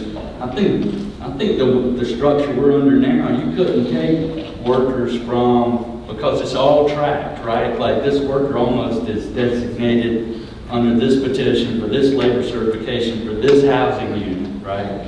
And so it's taken away the grower's flexibility to manage these on-the-farm issues where there's disagreement or personality conflicts or whatever, because that worker is in effect assigned to that housing. And that, you know, that's another big problem that it takes away the ability for the farmer to solve a problem and keep everybody happy and productive and moving forward without risking being found in violation with a big civil money penalty. That confuses Me too. I mean, if you have X number of housing units on your farm, then they should all be under that one application, correct? And so you're supposed to test the labor market for domestic workers for each time you bring foreign workers, right? So if maybe you've got housing for 40 workers, but you need to bring 2 in February, you need to bring 6 in March, you can bring 8 in April. You would be on multiple applications. Well, then housing is going to be tied to that labor certification from the Department of Labor. And so pardon? Is that new? Yeah, it is new. That's really come about in the sense the regulation that went into effect last fall. Like it actually went into effect in December, like mid-December, because I remember we spent a lot of time on the phone trying to. Okay, because I don't remember seeing that on any of my paperwork, that this group that comes in, like say May, is assigned to this. You're pleading guilty in front of a whole room full of people. I'm just trying to get some. I understand. This is one of those. Well, and everybody's still learning, right? But there seems to be, these lines are getting so fine, and they're really putting the employers behind the 8 ball. And I, for one, do not appreciate it whatsoever. Well, this is this is one of those discussions we need to have after, because I know, but I've still got this amount of questions to ask. I'm just trying to clarify that if I've got three different sets of, three groups of workers in at different times, they're now assigned to a specific unit. It depends on your contract. I would love after the meeting you go talk to Shay. She is a policy expert and she can answer that question as good or better than anybody. I promise you. We'll sit down with you and explain it, and she'll go through it with you. Thank you. Let's get back to the question we had before, the audience questions. What efforts are being taken to get the rules and regulations that employers have to abide by to the employees themselves so that the employees understand their rights?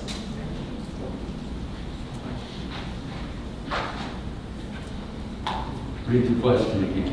What efforts are being taken to get the rules and regulations the employers have to abide by to the employees, so the employees so the employees understand their rights? So, the big efforts are the disclosure of the work agreement that they have to receive in the foreign country, or if it's a U.S. worker, at the time they apply for the job. There's the Know Your Rights worker poster. There's multiple agency interface with foreign workers. So the workers, if they go through the consulate interview process, they'll talk to a consulate officer, they'll talk to a border, Customs and Border Protection agent. They are it's fairly common, I think, Andy, still for legal aid attorneys to be at the border, handing out Know Your Rights information to workers. So I think most employers are attaching the Know Your Rights poster into the contract document that's distributed to the workers before they apply for the visa. So, and of course, wage and hour investigators interview workers, and so I think we got that covered pretty good. What constitutes a construction worker on a farm is being asked to repair a fence considered construction? I'll take that one. So you have primary and secondary ag. Secondary ag can be the repairing of a farm fence, and I don't see that as being in and of itself construction. Now, let's say you decide that you're going to build an entire new fencing on your farm. You're not repairing something that already exists, and this is an extensive construction effort. And maybe a different classification is appropriate there. But where you're doing minor repairs around the farm, it's incidental to the farming work itself. I think that still qualifies under the Big Six rules. I would like to add to that, Maria. We can, in your package, you'll see a crosswalk. It's a really good document that defines most of the stock codes pretty well. If we look under stock code 45-2092, which is farm workers and laborers, crop nursery and greenhouse, the second portion of it may construct trellises, repair fences, and farm buildings, or may participate in irrigating activities.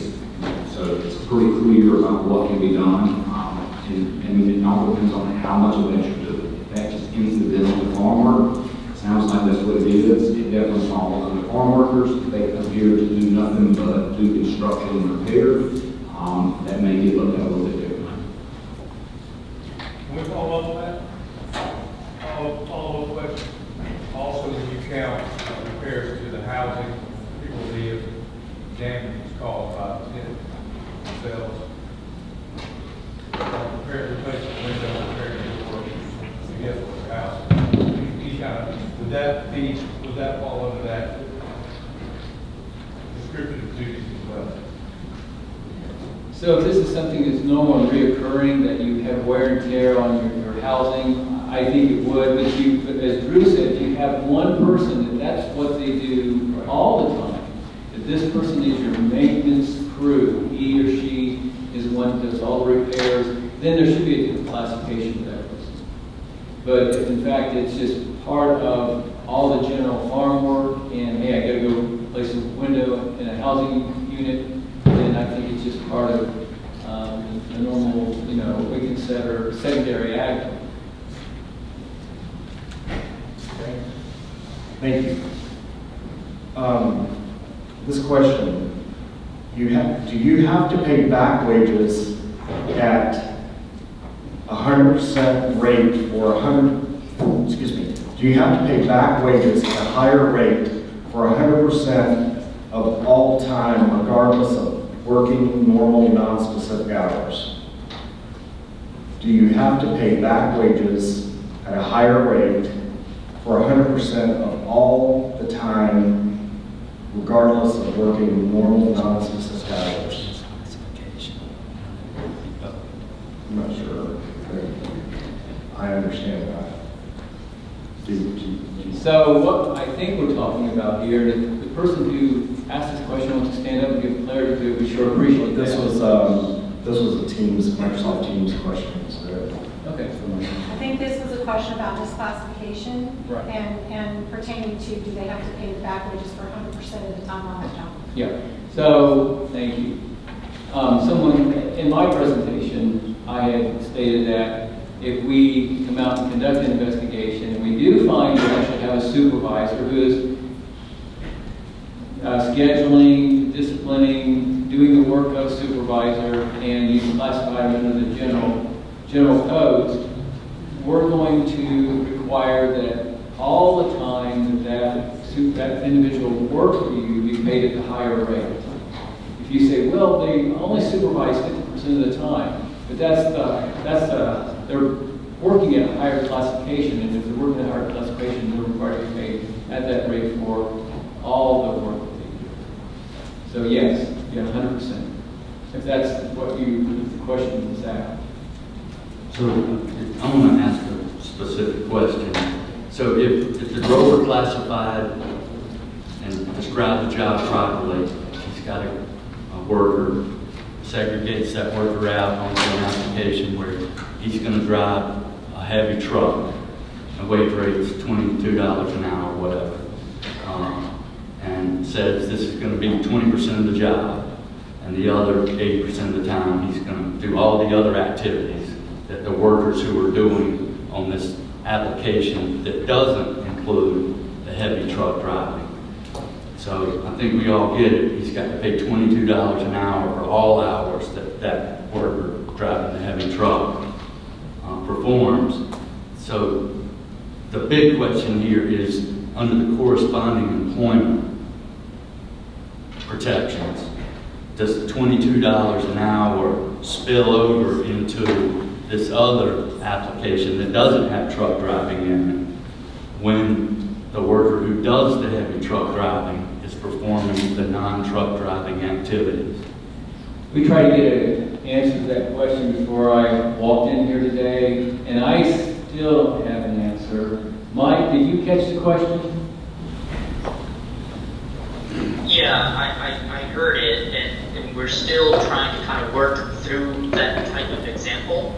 I know that as of right now, we are going to consider the fact that if a person is on a separate petition as a truck driver, that may also include farm work, and that there's yet another petition for only farm workers without including any higher rate jobs. That as long as there are two separate petitions, then the two shall not mix. However, the big however is, as I say all this, this is how we're leading currently. Right now, we have instructed our investigators and managers in the field to alert us to any such situation right away so that we can have discussions both at the regional level and at the national level, not either or, but both, so that we can better wrap our heads around some of these what-if situations and then be able to provide an answer accordingly. As of right now, if there are two petitions, one of the petitions has has a higher rate, let's say truck driver, that also includes farm work. And the second petition that is also there with the same employer is only from farm work. Two shall not mix. But we have made a point, Rick and I, of writing this scenario down and notifying our national office and seek a little bit more of a solid answer than what I'm able to hear today. Do you think we'll get that in writing before December?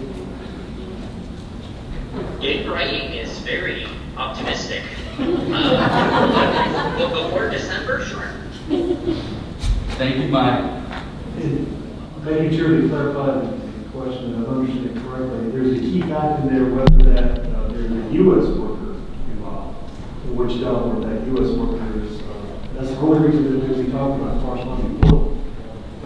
Right? We're not talking about H-2As and H-2As, H-2A truck drivers. We're talking about a U.S. worker. So if you happen to have a U.S. worker that will be implicated, July 11th, there's an FAQ on that, and I think that example is given and it mentions corresponding employment. I really wish they hadn't done that because it's raised a lot of questions that I think we have to remember that there are a lot of facts. If you change one fact, take one out, it changes the whole analysis of the answer. So to make sure, Mr. Rios, we're talking about a U.S. worker, we're not even implicating H-2A workers as having a back wage calculation as to truck driving and farm work, right? Did you get that, Mike? Well, unfortunately, he is coming in very choppy, and I'm not able to understand. But the farther away you are from the mic and the camera, at least from where I'm sitting, the farther it is to hear you. So I can hear the person at the podium okay, but the farther y'all get from the camera, the worse it gets. I'm sorry. Is it this mic or the other mic? Can you hear me, Mike? Can you hear it now, Mike? Well, let's try this again, but maybe slowly because it does cut in and out. Who wants to come up here? He's going to take control of the podium. He's going to drive. I'm just going to try to remember my question. So Mike, the question that I asked to clarify is that you're talking about having a U.S. worker employed under one of these job orders that transitions into truck driving. That U.S. worker, that could be a back wage calculation, I understand that. But I don't agree, I don't think the analysis includes H-2A workers in a back wage calculation for corresponding employment between the two job orders. Am I completely missing the issue? No, I mean, I think you and I both seen some litigation where worker advocacy attorneys had taken the position that H-2A workers were corresponding. So, we need clear, bright lines on the corresponding employment piece and what the government enforcement position is going to be on whether there's going to be bleed over relative to U.S. workers and or H-2A workers. Right. So in my view, in my understanding, there's not. That's a well-settled issue. But is that being implicated here with H-2A workers? Again, that you're considering an H-2A worker to be a corresponding employer, engage in corresponding employment, when the definition of corresponding employment is as to a U.S. worker. It doesn't cover foreign nationals. Is that the answer we're waiting for from Mike? In writing. In writing. Okay. Mike, did you hear me? I think you're right. Okay. I think you're right. I mean, the term, the corresponding work is relative to U.S. workers. Yeah. All right. One last question from our staff. And this is a confirmation question. Back wages will apply as of July 1st for misclassified workers, correct? If the application was filed after March 28th. I think it's March 30th. March 30th, Yeah. right? So It's March 30th. the application's filed, and I'm just not just approved and certified, but filed before March 30th, that does not apply to it. It would apply to the applications filed after March 30th, which was the effective date of the February 28th regulation. I'd like to hear it. Let me add a little bit to that. So, you hire H-2A workers, and you have an application that you submitted back in the 1st of February. And you've got one A worker for everybody on that application. And you're going along just fine with that.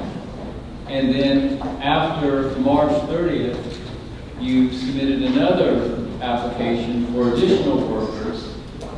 They're now on the new A work, and so you apply those now. With these new SOC codes, they got an update July 1st. If in your original application you had people who were supervisors, and doing what we understand a supervisor to do, hire, fire, corrective work, scheduling, discipline, all that, you were fine before. There was no problem paying the standard AWA rate for that. Because that job order is still open, and that certification is still ongoing, it doesn't wrap up until September. Now that a new AWA has been established, anybody in that job classification starting July 1st would need to be raised to whatever that rate is. So everyone who's hiring, who has workers in these applications outside the traditional 6, now you're obligated to pay, starting July 1st, whatever that rate would be for those people. You don't have to back pay them anything because you're in compliance. There's just a change in the AWA, and when the AWA changes, everybody has to raise up. Like, just for example, we had, under the old program, if you had a certification that started in November and went through March, and the AWA was always moved up in January you would raise everybody. Well, you're doing the same here, you're just doing it for those classification of workers outside the traditional 6.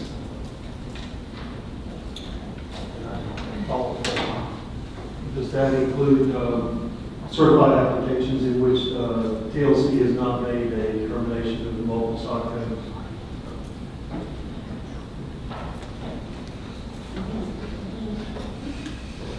I don't. To be continued. Yeah, we'll get back with you on that one. I haven't even heard that even happening.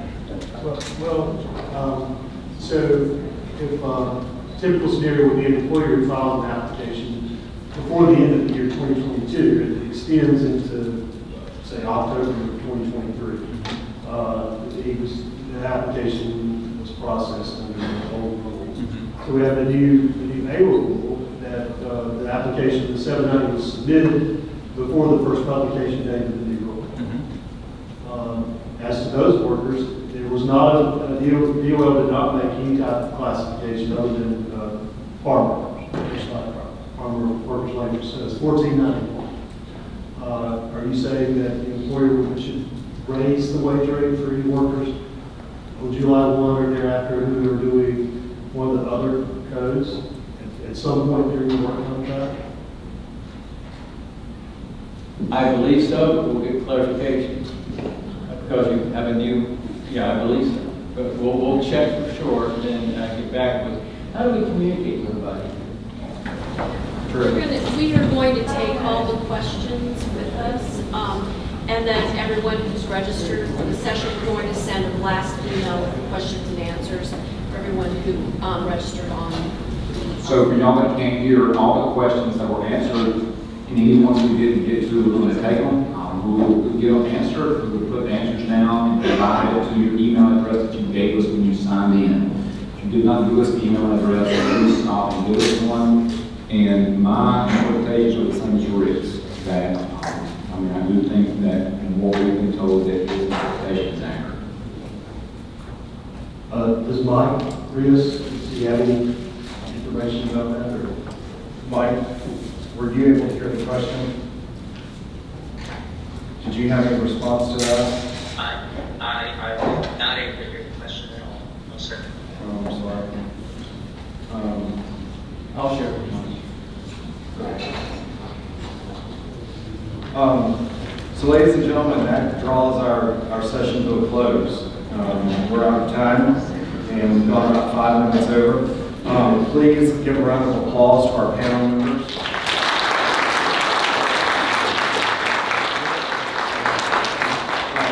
And as always, these type of events are essential for our state, and we do appreciate your participation. I'm going to ask you, Drew, if you have anything else?